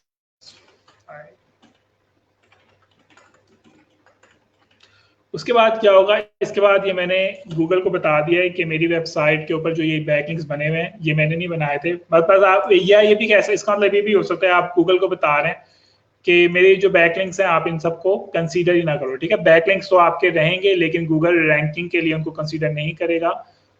और उस बेस के ऊपर आपके जितने बैड बैकलिंक्स हैं वो तमाम के तमाम क्या हो जाएंगे, रिमूव हो जाएंगे। अगेन से ऐसा नहीं होगा कि आपने रात को सबमिट कराया सुबह को सारे रिमूव हो जाएंगे, उसकी रिपोर्ट स्लोली जनरेट होती चली जाएगी, ठीक है। और इस तरह से क्या होगा, गूगल आपके जब सारे बैकलिंक्स रिमूव कर देगा, आपकी वेबसाइट जो पेनलाइज हो गई थी क्योंकि आपने ब्लैक हैट एसईओ और व्हाइट हैट एसईओ को प्रैक्टिस किया था, आपकी वेबसाइट वापस आ जाएगी, ठीक है। बात समझ आ गई है?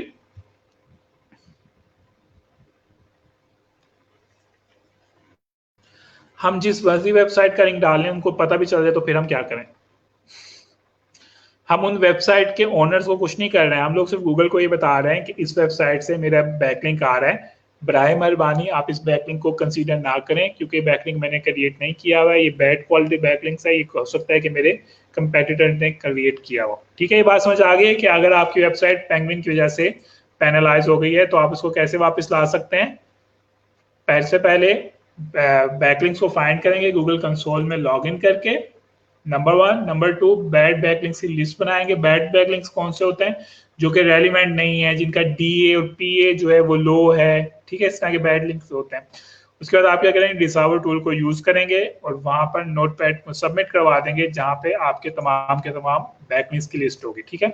उसके बाद जब आप सबमिट करवा देंगे गूगल के पास मैसेज चला जाएगा, गूगल उसको रीड करेगा। उसके बाद अच्छा यहाँ पे इस जगह पे आता है जो पैनलाइज का मैसेज है वो इस जगह पे आता है, ठीक है। जैसे कि मैनुअल एक्शन, मैं इसके ऊपर क्लिक करूंगा ना तो ये मुझे बताएगा कि मैं क्या मेरी वेबसाइट क्या कहते हैं पैनलाइज हुई है, तो उसमें लिखा है कि आपकी वेबसाइट पैनलाइज नहीं हुई है। अगर पैनलाइज होती तो यहाँ पे पैनलाइज का मैसेज आ रहा होता है, ठीक है।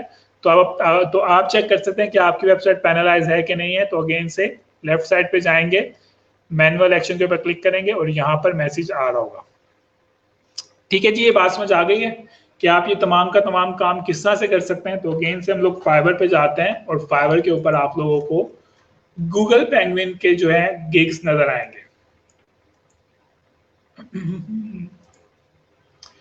ठीक है। इन फ्यूचर अगर आपकी वेबसाइट के साथ भी ऐसा कोई सलूक हो जाए तो आप ये तमाम का तमाम काम कर सकते हैं।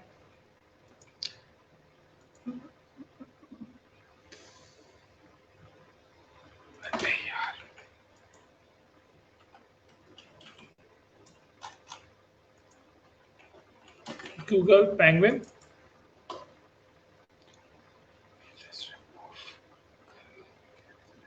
ये बैकलिंक्स हमने इसलिए रिमूव किए हैं क्योंकि ये लो क्वालिटी बैकलिंक्स हैं। क्या मतलब लेक्चर अटेंड नहीं कर रहे हैं?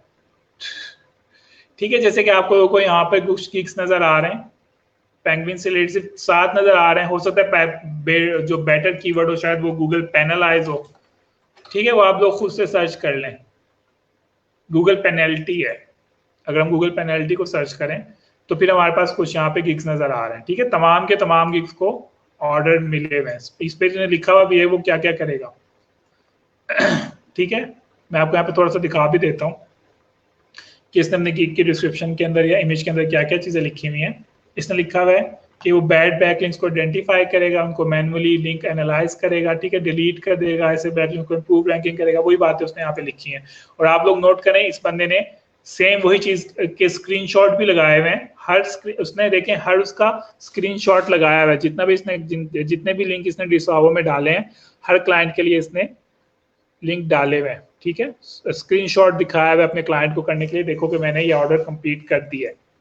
यही चीज अभी मैंने आपको करके भी दिखाई है, इस वाले पेज तक मैं आपके साथ गया था।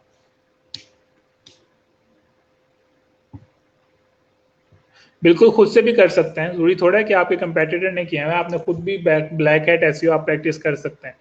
तो उसने यहाँ पे जो उन्होंने सबूत के तौर पे कि आपका काम हो गया है, उन्होंने यहाँ पे उसी पेज का स्क्रीनशॉट शेयर किया हुआ है जो कि मैंने आपको भी दिखाया था, जहाँ पे आप फाइल अपलोड करते हैं। ठीक है जी। अच्छा, ये तो थी गूगल पेंगुइन। अब गूगल पांडा में क्या होता है? गूगल पांडा में ये तमाम चीजें ठीक होती हैं, यानी कि आपने कंटेंट इतना अच्छा नहीं बनाया होता, आपके कंटेंट की क्वालिटी इतनी अच्छी नहीं होती, ठीक है, यानी कि आपने डुप्लीकेट यूज किया हुआ होता है सिर्फ गूगल को करने के लिए, ठीक है, और आपके बैकलिंक्स लेकिन अच्छे होते हैं। ऐसी सूरत हाल में क्या हो सकता है, अगेन से गूगल आपको पैनलाइज कर सकता है। ऐसे पैनलाइजेशन के लिए उन्होंने क्या किया है, गूगल पांडा बनाया हुआ है। तो मुझे जरा ये बताएं कि गूगल पांडा से आप अगर आपकी वेबसाइट गूगल पांडा की वजह से पैनलाइज हो गई, यानी कि गूगल ने कहा है कि हमने आपकी वेबसाइट को रिमूव कर दिया है या उसकी रैंकिंग डिक्रीज कर दी है, क्योंकि आपने अपनी वेबसाइट के ऊपर अच्छा कंटेंट नहीं डाला हुआ है, आपने स्पिनिंग कंटेंट डाला हुआ है, आपने अपनी वेबसाइट के ऊपर डुप्लीकेट कंटेंट डाला हुआ है, या आपकी वेबसाइट के ऊपर जो प्लेजरिज्म है वो इतना अच्छा नहीं आ रहा है, तो इस सूरत हाल में आप क्या करेंगे, जरा मुझे ये बताएं। अगेन से अगर पांडा की वजह से आपकी वेबसाइट पेनलाइज होगी तो गूगल कंसोल के अंदर आपको वहां पे मैसेज मिलेगा, आपको ईमेल मौसूल होगी जिसके अंदर आपको बताया गया होगा कि आपकी वेबसाइट जो है वो पेनलाइज हो गई है आपके कंटेंट की क्वालिटी की वजह से।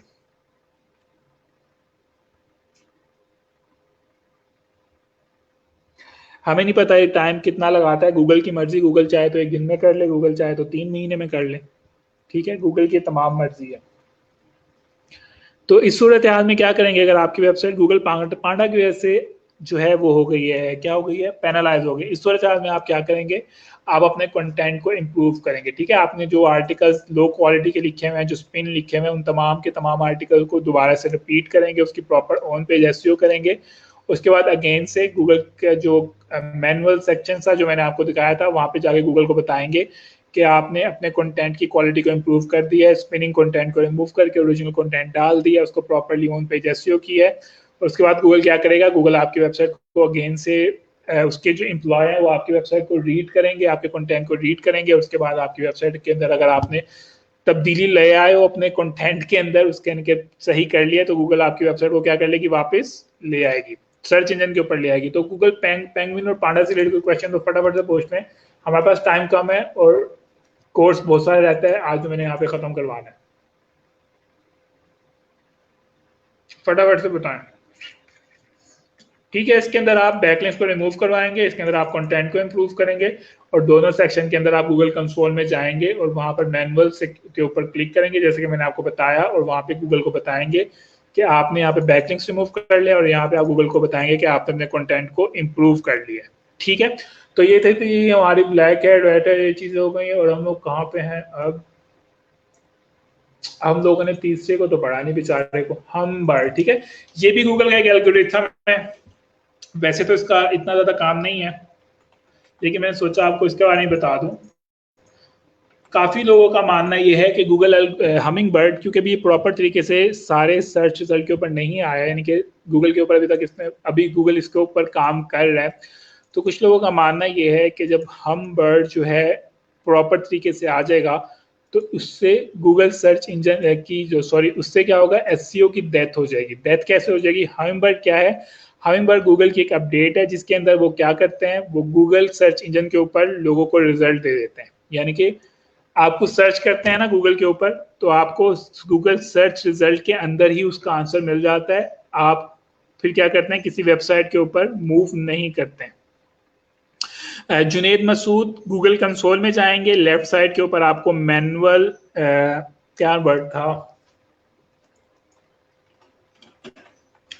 गूगल कंसोल के ऊपर जाएंगे, ठीक है, फटाफट से दिखा दूं, फिर हम बर्ड पे आ रहे हैं। मैंने भी टाइम चेक किया, हमारे पास टाइम बहुत कम रह गया, और मैंने एसईओ को आज मुकम्मल तौर पे खत्म करना है।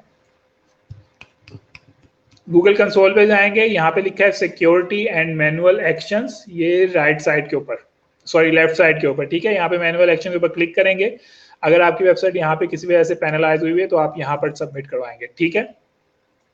अच्छा जी, वापस आ रहे हैं। हमिंग बर्ड क्या चीज़ है, हमिंग बर्ड गूगल की एक नई अपडेट है जो कि मेरे ख्याल से कब से आ रही है, 2000, ये भी 2012 से ही आ रही है शायद। ये तीनों चीज़ें मेरे ख्याल से एक ही साल में रिप्रेजेंट हुई थी। इसका मकसद क्या है, इसका मकसद ये है कि गूगल सर्च इंजन क्या कर रहा है, गूगल सर्च इंजन अपने सर्च इंजन के ऊपर ही इनफ डाटा दिखा रहा है कि लोगों को किसी वेबसाइट पे जाने की जरूरत नहीं है। फॉर एग्जांपल, आप क्या करते हैं, सर्च करते हैं वेदर इन लाहौर, ठीक है, आप गूगल के ऊपर गए,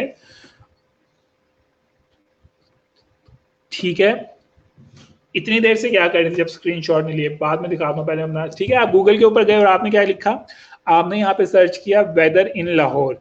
जब आपने वेदर इन लाहौर लिखा तो आपके पास यहाँ पे सारे का सारा डाटा आ गया। तो क्या आप में से कोई शख्स इन वेबसाइट्स के ऊपर विजिट करेगा, जरा मुझे ये बताएं। जब आपको यहाँ पे सारी की सारी इंफॉर्मेशन मिल गई है, तो क्या आप में से कोई बंदा यहाँ पर विजिट करेगा, चाहे ये वेबसाइट टॉप के ऊपर क्यों ना रैंक हुई भी हो। फटाफट से मुझे ये बताएं। या अगर आपने फॉर एग्जांपल सर्च किया है डेफिनेशन ऑफ कंप्यूटर, ठीक है, और आपको अगर इसका आंसर यहीं पर ही मिल गया है कंप्यूटर की डेफिनेशन, तो क्या में से कोई बंदा इन वेबसाइट पे विजिट करेगा? ठीक है। इसी तरह आप लोग फ्लाइट्स के स्टेटस भी चेक कर सकते हैं, जैसे कि किसी भी फ्लाइट का अगर आप यहाँ पे नाम लिखेंगे ना, कोई मुझे फ्लाइट का नाम बताएं जो कि इसको एक सेकंड लो। फॉर एग्जाम्पल एक फ्लाइट को मैं यहाँ पे सर्च करके भी दिखा देता हूँ आपको फटाफट से। ठीक है, जैसे कि यहाँ पे डाटा आ गया, इसका डाटा यहाँ पे कोई भी आप यहाँ पे क्वेश्चन भी लिखते हैं सम टाइम, तो उसका भी जो डाटा आपको यहाँ मिल जाता है, या कम से कम आपको यहाँ पर मिल जाता है उसका डाटा। ठीक है, जब आपको ये डाटा मिल ही गया है तो आपकी वेबसाइट चाहे यहाँ पर रैंक हो चाहे आखिरी नंबर पे रैंक हो, तो उससे फर्क नहीं पड़ता है। ठीक है, तो फॉर एग्जाम्पल मैं अगर गूगल के ऊपर जाके फ्लाइट का नंबर लिखता हूँ, जैसे कि कतर एयरलाइन की कोई फ्लाइट है, तो आप लोग नोट करेंगे कि इस कौन सी है। एक तो पाकिस्तानी मैंने क्यों ओपन किया हुआ है, कोई बाहर का ओपन करता हूँ। सारी फ्लाइट्स ही कैंसिल जा रही हैं। एनीवेज, अगर आप यहाँ पे आपने कभी नोट किया हो तो यहाँ पे अगर आप फ्लाइट का नाम लिखते हैं तो आपके पास यहाँ टॉप के ऊपर बार बनी आ जाती है, उसके ऊपर लिखा होता है कि फ्लाइट कितने बजे चली है, कौन से गेट से पैसेंजर बैठे थे, किस एयरपोर्ट के ऊपर जो है ये फ्लाइट आने वाली है, कौन से गेट के ऊपर आएगी। ठीक है, यहाँ पे सारी की सारी डिटेल्स आ रही होती हैं। कभी किसने सर्च की है, कभी इस तरह से किसने फ्लाइट सर्च की हो, जरा बताएं फटाफट से। मैं यहाँ से कोई फ्लाइट का नाम नंबर उठाता हूँ और मैं आपको इसकी एक एग्जांपल दिखा देता हूँ। फॉर एग्जांपल, एक तो सारी की सारी फ्लाइट जो है ना वो कैंसिल आ रही है। फॉर एग्जांपल इसको उठा लेते हैं, GF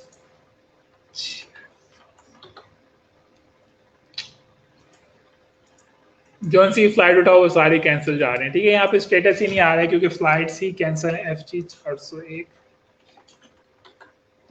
बस ये लास्ट है, अगर मिलती है नहीं मिलती। हाँ, जैसे कि देखें मिल गई है। ठीक है, जैसे कि आप लोग नोट करें कि यहाँ पे इवन प्लेन भी बना हुआ आ रहा है कि अगर खैर अभी ये फ्लाइट चली नहीं है, यहाँ पे इवन प्रॉपरली प्लेन भी बना हुआ आएगा कि वो कितनी दूर तक जा चुका है वगैरह वगैरह। ठीक है, कौन से गेट पे से चली है, वो टर्मिनल कौन सा था, गेट कौन सा था, कितने बजे पहुंचेगी, एक्सपेक्टेशन क्या है।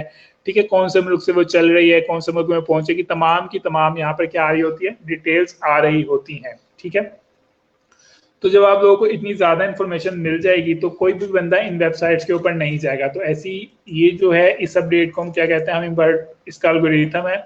यानी कि गूगल क्या कर रहा है, आहिस्ता आहिस्ता अपने ही सर्च रिजल्ट के ऊपर यहाँ पे डाटा उसने शो करना शुरू कर दिया। ठीक है, इवन इतना ज़्यादा शो करना शुरू कर दिया कि अब आप यहाँ पे कोई सेलिब्रिटी से रिलेटेड कोई क्वेश्चन भी पूछेंगे तो सेलिब्रिटी आपको खुद से जवाब देगी। यहाँ पे फॉर एग्जाम्पल यहाँ पे मैं किसको सर्च करें, प्रियंका चोपड़ा को सर्च करते हैं यहाँ पर। ठीक है, तो आप लोग यहाँ पे नोट करेंगे कि लेफ्ट राइट साइड के ऊपर यहाँ पर जितने भी क्वेश्चंस इस सेलिब्रिटी से रिलेटेड सर्च किए जाते हैं उनके तमाम के तमाम आंसर्स आपको यहाँ पर मिलते जाएंगे। ठीक है, तो मुझे बताएं क्या इस रिजल्ट के बाद कोई बंदा किसी वेबसाइट के ऊपर जाएगा? कभी भी नहीं जाएगा। ठीक है, क्योंकि यहाँ पे सेलिब्रिटी आपके क्वेश्चंस के आंसर खुद कर रहा है। ठीक है, तो ये इसी तरह यहाँ पे अपडेट्स आ रही हैं, एज से रिलेटेड, हाइट से रिलेटेड, काफ़ी ज़्यादा यहाँ पे ऑप्शंस आ रही हैं। तो जो ये वाली अपडेट है, ये गूगल इसको अपडेट को हम क्या कहते हैं, हमिंगबर्ड अपडेट कहते हैं। सिर्फ ये नॉलेज के लिए आपके साथ शेयर किया है कि इन फ्यूचर कभी कहीं पे आप इंटरव्यू दे रहे हैं तो आपको पता होना चाहिए कि अगर आपसे कोई हमिंग पूछ ले कि गूगल हमिंगबर्ड अपडेट क्या चीज़ है, तो आप उसे बता सकते हैं कि गूगल जो है वो जो रिजल्ट अपने ही सर्च पेज पे दिखाते हैं उसको एल्गोरिथम हमिंगबर्ड के एल्गोरिथम कहते हैं। ठीक है, अब हम लोग चलते हैं, हम लोग बात करते हैं मोजबार के बारे में। मोजबार क्या है? moz.com एक काफी पॉपुलर वेबसाइट है सर्च इंजन SEO टूल्स के लिए। ठीक है, लेकिन क्योंकि ये पेड है तो इसलिए मैंने आपको इतनी डिटेल नहीं पढ़ाई, लेकिन मैं आपको यहाँ पे इसकी मोजबार के बारे में जरूर बताऊंगा। ये मोजबार का क्या कहते हैं, मोजबार का एक्सटेंशन है। ये एक्सटेंशन क्या करता है? ये एक्सटेंशन आपकी हेल्प करता है। आप जिस भी अगर आपने इस एक्सटेंशन को अपने कंप्यूटर के अंदर इंस्टॉल कर लिया है तो उसके बाद क्या होता है, ये एक्सटेंशन आपको हर वेबसाइट की डिटेल्स बताता है। डिटेल से क्या मुराद है, इसको इंस्टॉल करने के बाद आप जिस भी वेबसाइट के ऊपर विजिट करते हैं यह आपको बताता है कि इस वेबसाइट का स्पैम रेट क्या है। ठीक है, इस तरह से रिजल्ट देता है टॉप के ऊपर। ठीक है, उसकी इस वेबसाइट की डोमेन अथॉरिटी क्या है, इस वेबसाइट की पेज अथॉरिटी क्या है, इस वेबसाइट के बैकलिंक्स कितने बने हुए हैं, इस वेबसाइट को फेसबुक के ऊपर कितने जगहों ने, कितनी लोगों ने शेयर किया हुआ है, कितने ट्विटर के ऊपर कितने लोगों ने शेयर किया हुआ है, ठीक है। तो ये आपको तमाम की तमाम चीजें बताता है, इसके इनबाउंड लिंक कितने हैं, इसके आउटबाउंड लिंक कितने हैं, ठीक है। तो आप अगर इस बार को इंस्टॉल कर लेंगे तो आपको तमाम की तमाम चीजें मिल जाएंगी और आपको फिर क्या करना पड़ेगा, आपको फिर दूसरे टूल्स यूज नहीं करना पड़ेंगे। तो आप इसको सर्च कर सकते हैं, मोज बार गूगल क्रोम की एक्सटेंशन है, मैं यहाँ पे इंस्टॉल भी करके दिखा देता हूँ अगर ये इंस्टॉल होती है मेरे पास, ठीक है। ये मैंने इसको इंस्टॉल किया, अगर ये इंस्टॉल होती है तो, क्योंकि मैंने इसको एक बार इंस्टॉल करके रिमूव किया हुआ है तो मेरे पास इंस्टॉल नहीं हो रही थी कल, लेकिन मुझे लगता है आज ये इंस्टॉल हो जाएगी। इसको यूज करने के लिए आपको मोज के ऊपर एक फ्री अकाउंट भी क्रिएट करना पड़ेगा, ठीक है। ये इंस्टॉल हो रहा है, डाउनलोड तो हो गया, अब इंस्टॉल भी करके देख लेते हैं। तो मोज बार जो है ये आपकी काफ़ी सारी परेशानियों को ख़त्म कर सकता है, आप उससे अंदाज़ा लगा सकते हैं। फॉर एग्जांपल कि आपके कंप्यूटर के कितने बैकलिंक्स क्रिएट हुए हुए हैं, ठीक है। ये यहाँ पे मोज बार आ गई है, ये टॉप के ऊपर इसका लिंक बना हुआ आ गया। अब मैं फॉर एग्जांपल गूगल के ऊपर जाता हूँ, सर्च करता हूँ, क्या सर्च करता हूँ, पाकिस्तान सर्च कर लेता हूँ। तो आप लोग यहाँ पे देखेंगे कि हर वेबसाइट के साथ खुल जाए से, इसको जरा शॉर्ट देखें, हर वेबसाइट के रिजल्ट के साथ वो क्या दिखा रहा है, ये बार दिखा रहा है, ठीक है। ये बार दिखा रहा है, मुझे यहाँ पे लॉगिन होना पड़ेगा, जैसे मैं लॉगिन हो जाऊंगा तो ये मुझे यहाँ पे रिजल्ट शो कराना शुरू कर देगा, ठीक है। आप यहाँ पे अकाउंट भी क्रिएट कर सकते हैं, मैं यहाँ पे जरा लॉगिन हो जाऊँ फटाफट से। हाँ जी, इनकी एक्सटेंशन जो फ्री है, अकाउंट मेरे ख्याल से मैंने इसके ऊपर बनाया हुआ है, तो मैं यहाँ पे अकाउंट क्रिएट करता हूँ, देखा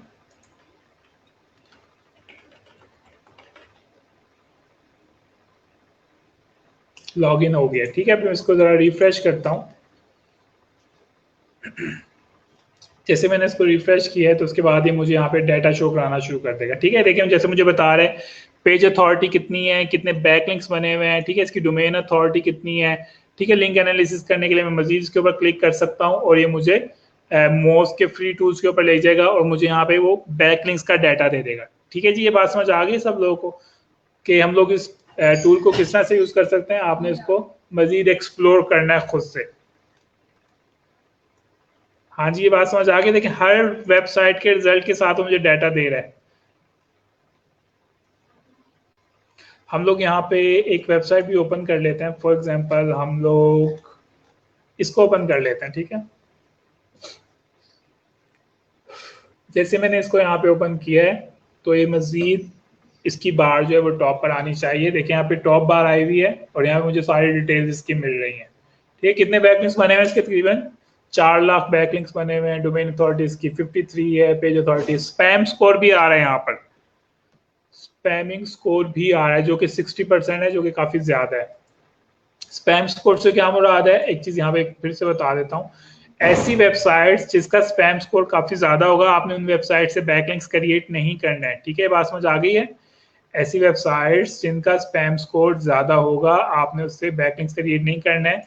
ज्यादा बैकलिंक्स स्पैम स्कोर से क्या मुराद है, अगर एक स्पैम स्कोर मिनिमम बस मैक्सिमम बस 30% होना चाहिए, 30% से ज्यादा नहीं होना चाहिए।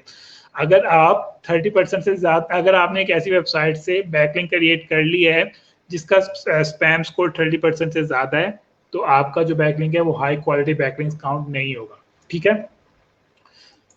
ठीक है, देखें इसने बताया हुआ है कि इतनी डोमेन से कितने बैकलिंक्स बने हुए हैं और हम लोग इसको नीचे लेके जाएंगे तो आप लोगों को यहाँ पे जहां जहां से इसने बैकलिंक्स क्रिएट किए हुए हैं आपको उसकी सारी की सारी डिटेल मिल रही है। तो मुझे जरा ये बताएं कि मैं इस वाली लिस्ट को कैसे यूज कर सकता हूँ, कोई बताना चाहेगा कि ये जो आ रहे हैं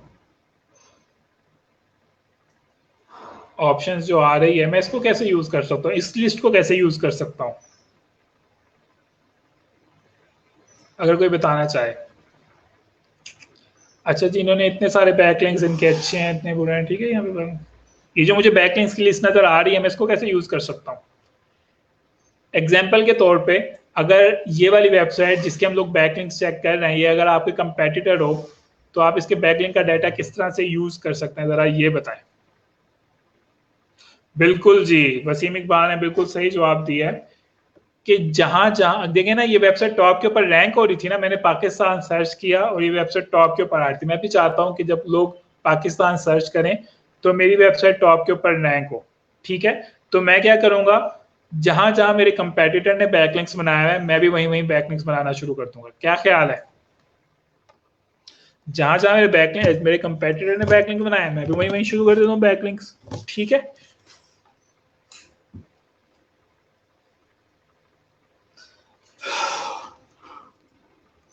बिल्कुल इन वेबसाइट से हम लोग अपने बैकलिंक्स भी क्रिएट कर सकते हैं।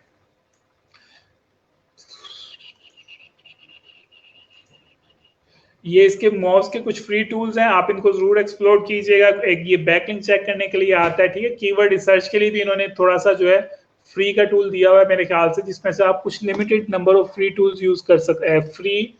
ठीक है, डेली के आप कितने कर सकते हैं? मेरे ख्याल से 10 यूज कर सकते हैं। सॉरी, आप टोटली एक महीने में 10 यहाँ पे कीवर्ड रिसर्च कर सकते हैं। और कीवर्ड रिसर्च जो है मोज का, वो बहुत जबरदस्त किस्म का होता है।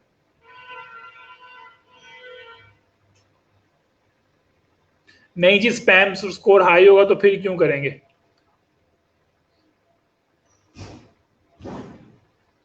बिल्कुल भी नहीं, बैकलिंक जो है वो बिल्कुल भी इलीगल नहीं है। मैंने यहाँ पे आपको बताया है तो खुसूसियात वाइट हैट एसईओ के अंदर नेचुरल आ रहे होते हैं, हाई क्वालिटी वेबसाइट से आए होते हैं, रेलिवेंट वेबसाइट से आए होते हैं, उसमें गेस्ट हो सकती है, ब्रोकन लिंक हो सकता है।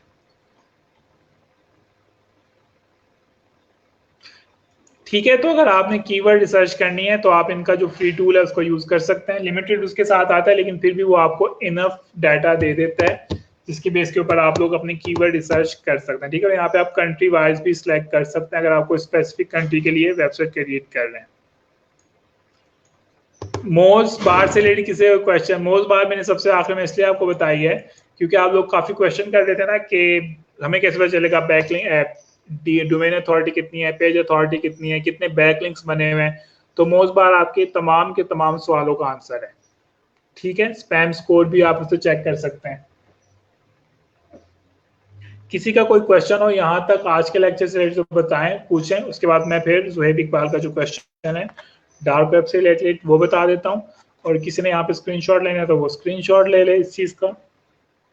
कोई क्वेश्चन है तो फटाफट से पूछें।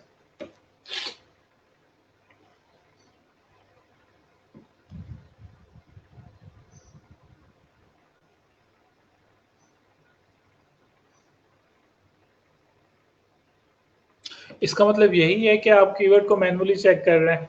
ऐसा नहीं है कि आपको यहाँ पे जो रिजल्ट मिल गया है आप वही उठाकर क्लाइंट को दे दें। ये वाला काम तो क्लाइंट भी कर सकता है। आपने फॉर एग्जांपल यहाँ पे 10,000 कीवर्ड्स आ रहे हैं, आप मैन्युअली उसमें से अच्छे अच्छे कीवर्ड्स को चूज करके देंगे। ठीक है, किसी का क्वेश्चन है तो फटाफट से पूछें।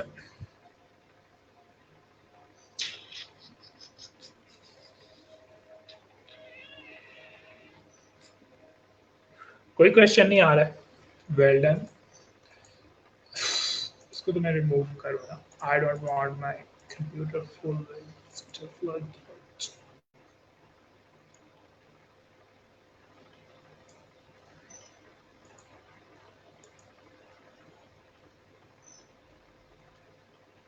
इसको भी अगर किसी ने करना है तो भी कर ले। ठीक है, अच्छा यहाँ पे हमसे क्वेश्चन पूछा गया है जुहैब इकबाल ने कि डार्क वेब या ब्लैक वेब क्या होता है। ब्लैक वेब का तो खैर मुझे भी नहीं पता है, फर्स्ट टाइम सुन रहा हूँ। डार्क वेब का पूछ कब बता देता हूँ आपको। आप लोगों ने बल्कि अभी कुछ अरसे में डार्क वेब के कुछ केसेस भी सुने होंगे। शुक्र है कोई क्वेश्चन नहीं है। ठीक है, आप लोगों ने भी कुछ अरसे में पहले इस तरह के कुछ केसेस भी सुने होंगे कि डार्क वेब पे ये हो गया, फलाना डाटा लीक हो गया, वो हो गया, ये हो गया। तो आपको बताता चलूं कि हमारे पास जो इंटरनेट पे वेबसाइट्स आ रही होती हैं, ये इंटरनेट का सिर्फ 10% डाटा है जिसको हम असेस कर सकते हैं। ठीक है, जितनी भी वेबसाइट्स आ रही होती हैं, एक ये परसेंटेज मैं आपको ऐसे रैंडमली बता रहा हूँ सिर्फ ये बताने के लिए कि जो असेस हम इंटरनेट के ऊपर कर सकते हैं, ये वाला डाटा जो है वो क्या है, बहुत कम है। जो हमारा जो मेन डाटा होता है वो डार्क वेब में जा रहा होता है। डार्क वेब क्या होता है? डार्क वेब ऐसा डाटा होता है जिसका असेस स्पेसिफिक कोड्स के जरिए होता है। फॉर एग्जांपल के तौर पे बताता हूँ आपको, जैसे कि आपको पता होगा कि लोगों ने सिक्योरिटी कैमरास लगाए हुए होते हैं अपने घर के बाहर, ऑफिस में लगाए हुए होते हैं, देखे हैं ना आप लोगों ने सिक्योरिटी कैमरास लगाए होते हैं, ठीक है। आपको ये पता होना चाहिए कि आप दुनिया में किसी भी सिक्योरिटी कैमरे का एक्सेस ले सकते हैं अगर आपको उसका आईपी एड्रेस पता हो, ठीक है। और फिर से रिपीट करता हूं कि आप लोगों ने देखा होगा कि लोगों ने सिक्योरिटी कैमरास लगाए हुए होते हैं। आप क्या कर सकते हो, आपकी दुनिया में जितने भी सिक्योरिटी कैमरास हैं आप किसी का भी एक्सेस इजीली ले सकते हो अगर आपको उसका आईपी एड्रेस पता हो, ठीक है। तो वो जो कंटेंट है वो कंटेंट बहुत बड़ी तादाद में एज कम्पेयर टू ये जो हम लोग फेसबुक या ऑनलाइन देख रहे होते हैं, वो वाला कंटेंट बहुत बड़ी तादाद में, ठीक है। तो उस कंटेंट को हम लोग डार्क वेब इसलिए कहते हैं क्योंकि हम लोग ये समझते हैं कि वो बहुत सिक्योर है, लेकिन असल में उसको हासिल करना बहुत ज्यादा इजी है।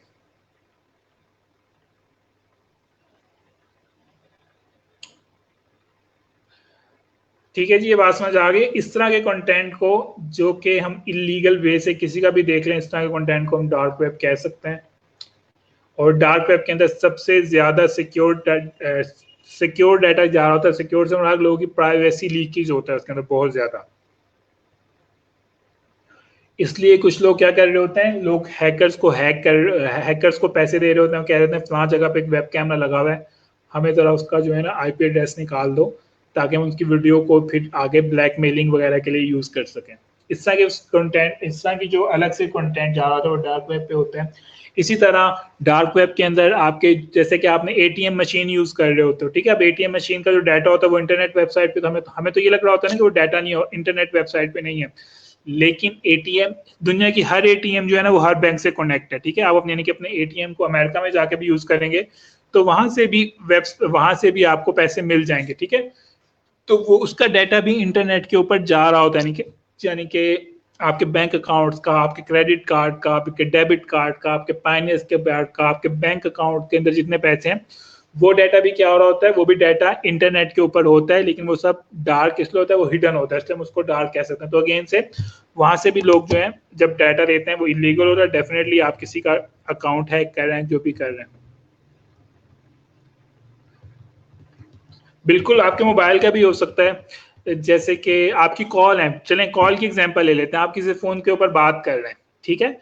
आपकी बात फॉर एग्जांपल आप रहते हैं डीजी खान में रहते हैं और आपको किसी ने अमेरिका से फोन किया हुआ है, ठीक है। अब आपकी बात एक मुल्क से दूसरे मुल्क किसके जरिए जा रही है, इंटरनेट के जरिए ही जा रही है ना, सैटेलाइट के जरिए या इंटरनेट के लिए जो भी चीज है।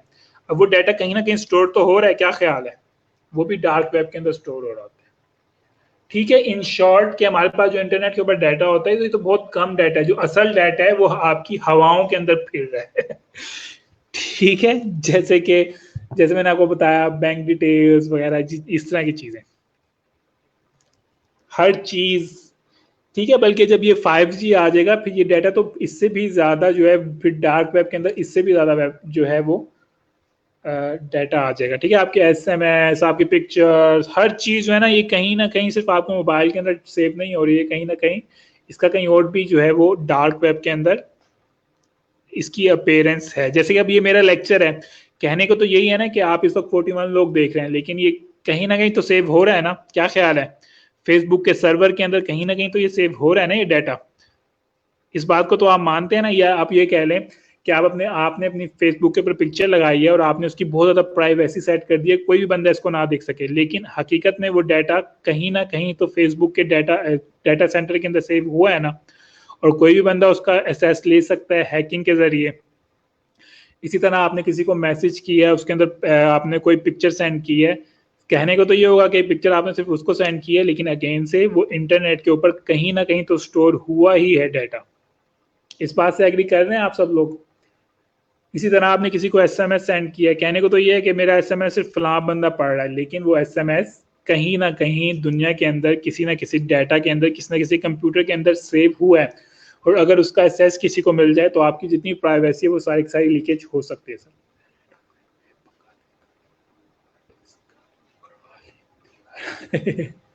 ठीक है। इसी तरह आपका कंप्यूटर के अंदर डाटा है, कहीं से हर चीज कहीं ना कहीं सेव हो रही होती है, ठीक है, तो इसको हम कह सकते हैं डार्क वेब। और किसने कहा सर डार्क वेब तो गूगल देता है सर, गूगल रिपोर्ट्स ऐसे 2 नंबर काम साइट्स को ब्लॉक कर देते हैं। और नहीं जरूरी गूगल का, गूगल रिपोर्ट्स का या गूगल का डार्क वेब से कोई ताल्लुक नहीं है। डार्क वेब का जो कंटेंट होता है वो कभी भी गूगल सर्च रिजल्ट के अंदर नहीं आ रहा होता है। हमें क्या पता है कि कैसे करते हैं, हम लोग बहुत शरीफ हैं, हमें इन चीजों का नहीं पता है। एनीवेज ये थे आज की हमारी क्लास। आई होप एसईओ से रिलेटेड मैंने हर चीज कवर कर दी है। इन केस अगर फ्यूचर में मुझे कोई चीज याद आई तो मैं आप लोगों के साथ शेयर कर दूंगा, ठीक है। अगर मुझे लगा कि मैंने एसईओ की ये वाली चीज आपको बताना भूल गया हूँ, या अगर आपको कोई बाय रिक्वेस्ट के अंदर कोई चीज ऐसी नजर आई जो एसईओ से रिलेटेड और हमने नहीं पढ़ी, तो आप वो पूछ सकते हैं क्लास के अंदर ताकि हम उसको कवर करें, क्योंकि एसईओ के अंदर बहुत ज्यादा टर्मिनोलॉजीज होती हैं। मेरा मकसद आपको डेफिनेटली सिर्फ एक कॉन्सेप्ट देना है ताकि आपको पता, ताकि अगर आप फ्यूचर के अंदर खुद से एसईओ कर रहे हैं, कोई नई चीज आपको नजर आ रही है, तो आपको आइडिया हो कि ये चीज इस चीज से रिलेटेड हो सकती है, ठीक है। लेकिन फिर भी अगर आपके जहन में कोई क्वेश्चन हो एसईओ से रिलेटेड, तो मैं एक पोस्ट क्रिएट कर रहा हूँ, आप उसके अंदर जा सकते हैं। और उसके अलावा एसईओ से रिलेटेड अगर मुझे टाइम मिला तो मैं आपके साथ एक स्ट्रेटेजी भी शेयर कर दूंगा कि आप किस तरह से अपनी वेबसाइट को इजीली जो है रैंक कर सकते हैं, ठीक है। अच्छा, यहाँ पे हम लोगों ने बैकलिंक के ऊपर बहुत ज़्यादा बात की है, तो आपको यहाँ पे ये बता दूं बैकलिंक इतना ज़्यादा प्रैक्टिकल वर्क नहीं है। अगर आपका कंटेंट जेन्युइन है तो आपकी वेबसाइट जो है आपके कंटेंट की बेस के ऊपर भी रैंक हो सकती है, ठीक है। और अच्छा, यहाँ पे किसी ने ये क्वेश्चन ही पूछा कि हमने कितने बैकलिंक्स बनाने हैं, ठीक है। तो आपने कितने बैकलिंक्स बनाने हैं, आपने, चले आपसे पूछता हूँ, आपने कितने बैकलिंक्स बनाएंगे तो आपकी वेबसाइट रैंक हो जाएगी। हम इस क्वेश्चन के बाद फिर आंसर अपनी क्लास को एंड करते हैं। कितने बैकलिंक्स अगर आप बनाएंगे तो आपके वेबसाइट रैंक हो जाएगी। जरा कोई इसका जवाब देगा, कोई देना चाहेगा इसका जवाब कि मैं अगर इतने बैकलिंक्स बनाऊंगा तो मेरी वेबसाइट रैंक हो जाएगी। थोड़ा सा कॉमन सेंस यूज करेंगे ना तो आपको पता चल जाएगा कि कितने बैकलिंक बनाए हमारी वेबसाइट रैंक हो जाएगी। 10 से 15 पर डे। हमारे पास पहला जवाब ये आया है, दूसरा जवाब ये आया है, ठीक है। ये वाला जो आंसर है ये बिल्कुल ठीक आया है। क्या है, जितने आपके कंपेटिटर ने बैकलिंक बनाए हुए हैं आप उससे ज्यादा बना लें और आपकी वेबसाइट रैंक हो जाएगी। क्या ख्याल है, अगर आपके कंपेटिटर 100 बैकलिंक बनाकर उसने अपनी वेबसाइट को रैंक कर लिया है तो आप 105 बैकलिंक्स बना लें उसी क्वालिटी के, ठीक है। तो इसका जो सही आंसर है वो वसीम इकबाल ने दिया है कि कंपेटिटर से ज्यादा बैकलिंक बना लें तो आपकी वेबसाइट क्या हो जाएगी, रैंक हो जाएगी, ठीक है। लेकिन अगेन से जब हम कंपेटिटर बैकलिंक्स की बात कर रहे हैं तो हमने उसी क्वालिटी के बैकलिंक्स बनाने हैं। ऐसा नहीं है कि एक ही वेबसाइट से सारे के सारे बैकलिंक्स बना के रख देना है।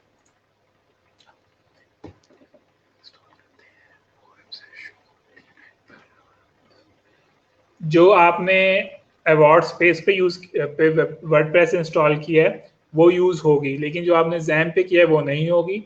वर्डप्रेस का मकसद ये था कि आपको सिखाना ताकि आपके पास फ्यूचर के अंदर ऑर्डर आ रहे हैं तो आप उसको कर सकते हैं। वर्डप्रेस अगर आपने अपनी ब्लॉगिंग के लिए यूज करना है तो आपको उसके लिए वेब होस्टिंग परचेज करनी पड़ेगी और फिर आप उससे अर्निंग कर सकते हैं ब्लॉग क्रिएट करके। कैसे चेक कर सकते हैं, कीवर्ड को लिखो और चेक कर लो। ये क्या क्वेश्चन है।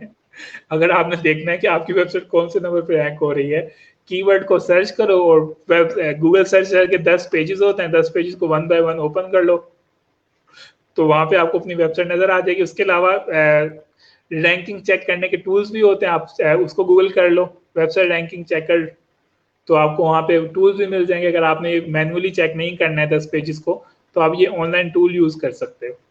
उसके अलावा अगर आपने गूगल कंसोल इंस्टॉल किया है तो गूगल कंसोल के अंदर भी आपकी वेबसाइट की पोजीशंस आ रही होती है। फटाफट से दिखा देता हूँ ये कैसे आ रही होती है ताकि फ्यूचर में अगर आप अपनी वेबसाइट को देख रहे हैं तो आपको पता चले कि आप अपने कीवर्ड्स को देख सकते हैं, ठीक है। उसके अलावा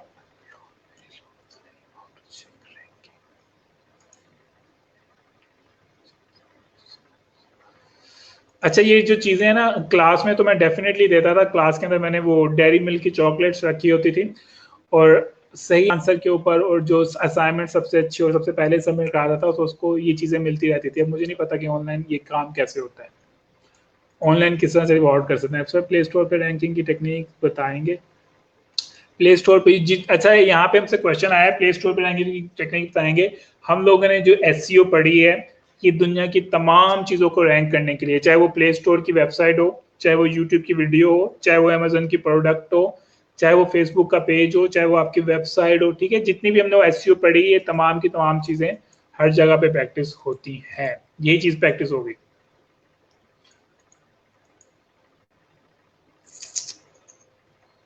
लोड करवा दें। सरकार ने ब्लॉग रैंक करने की स्ट्रेटेजी शेयर कीजिएगा ताकि हम लोग फॉलो करें।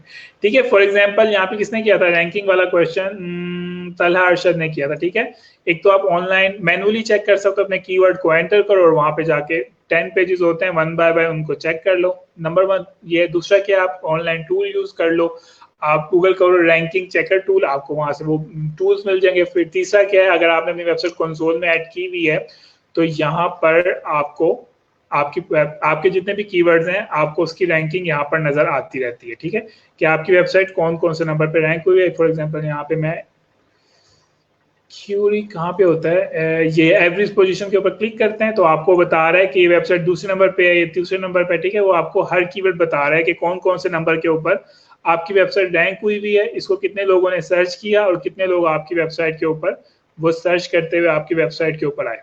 ठीक है, तो ये आपको तमाम की तमाम चीजें, आपके हर कीवर्ड की डिटेल आपको यहाँ पर बताता चला जाएगा। ठीक है, और आप लोग देख सकते हैं मेरी वेबसाइट अच्छी रैंक हुई भी है। ठीक है, जैसे कि मेरी वेबसाइट के ऊपर 2,70,000 क्लिक्स हुए हैं। ठीक है, 20 लाख लोगों को मेरी वेबसाइट नजर आई, जिसमें से 2,70,000 लोगों ने क्लिक करके मेरी वेबसाइट के ऊपर, और एवरेज पोजीशन मेरी हर कीवर्ड की 5.7 है। ठीक है जी, चले जी हम लोग खत्म करते हैं। सर ऑनलाइन नहीं, अपना यूआरएल लिखकर नहीं कर सकते हैं। इंस्टाग्राम पे रैंकिंग कैसे करेंगे? इंस्टाग्राम पे किस चीज की रैंकिंग करनी है? इंस्टाग्राम के ऊपर रैंकिंग नहीं करते हैं, वो सोशल मीडिया है। इसी तरह फेसबुक के ऊपर भी नहीं कर सकते हैं। सर रिवॉर्ड अब हमारा ये स्ट्रेटेजी मैं बताऊंगा, अभी अभी एक दो तक बताता हूँ। सर मैक्सिमम कितना, जितना ज्यादा उतना बेनिफिट।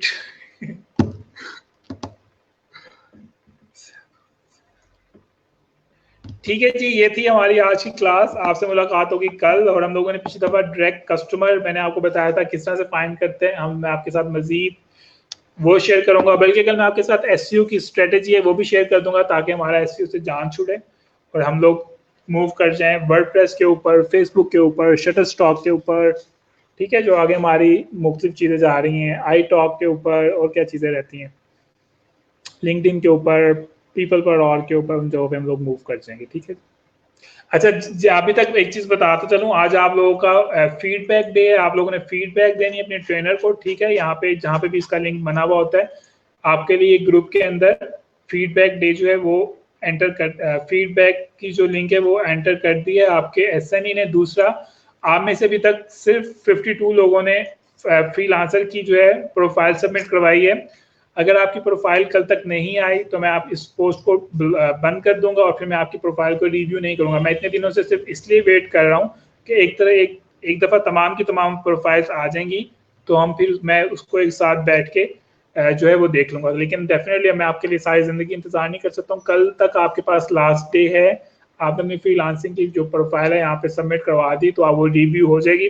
उसके बाद रिव्यू नहीं होगी, चाहे आप मुझे मैसेज करें या जो मर्जी करते हैं। ठीक है, उसके अलावा आपने अपनी फीडबैक देनी है, जैसे कि यहाँ पे हमाद अंसारी ने आपके साथ पूरा वो शेयर किया हुआ है। ठीक है, लिंक ओपन करना है और प्रॉपरली फीडबैक देनी है अपने ट्रेनर को, और जो जो सी भी वहाँ पे ऑप्शंस होती हैं। आपसे मुलाकात होगी कल। अल्लाह हाफिज।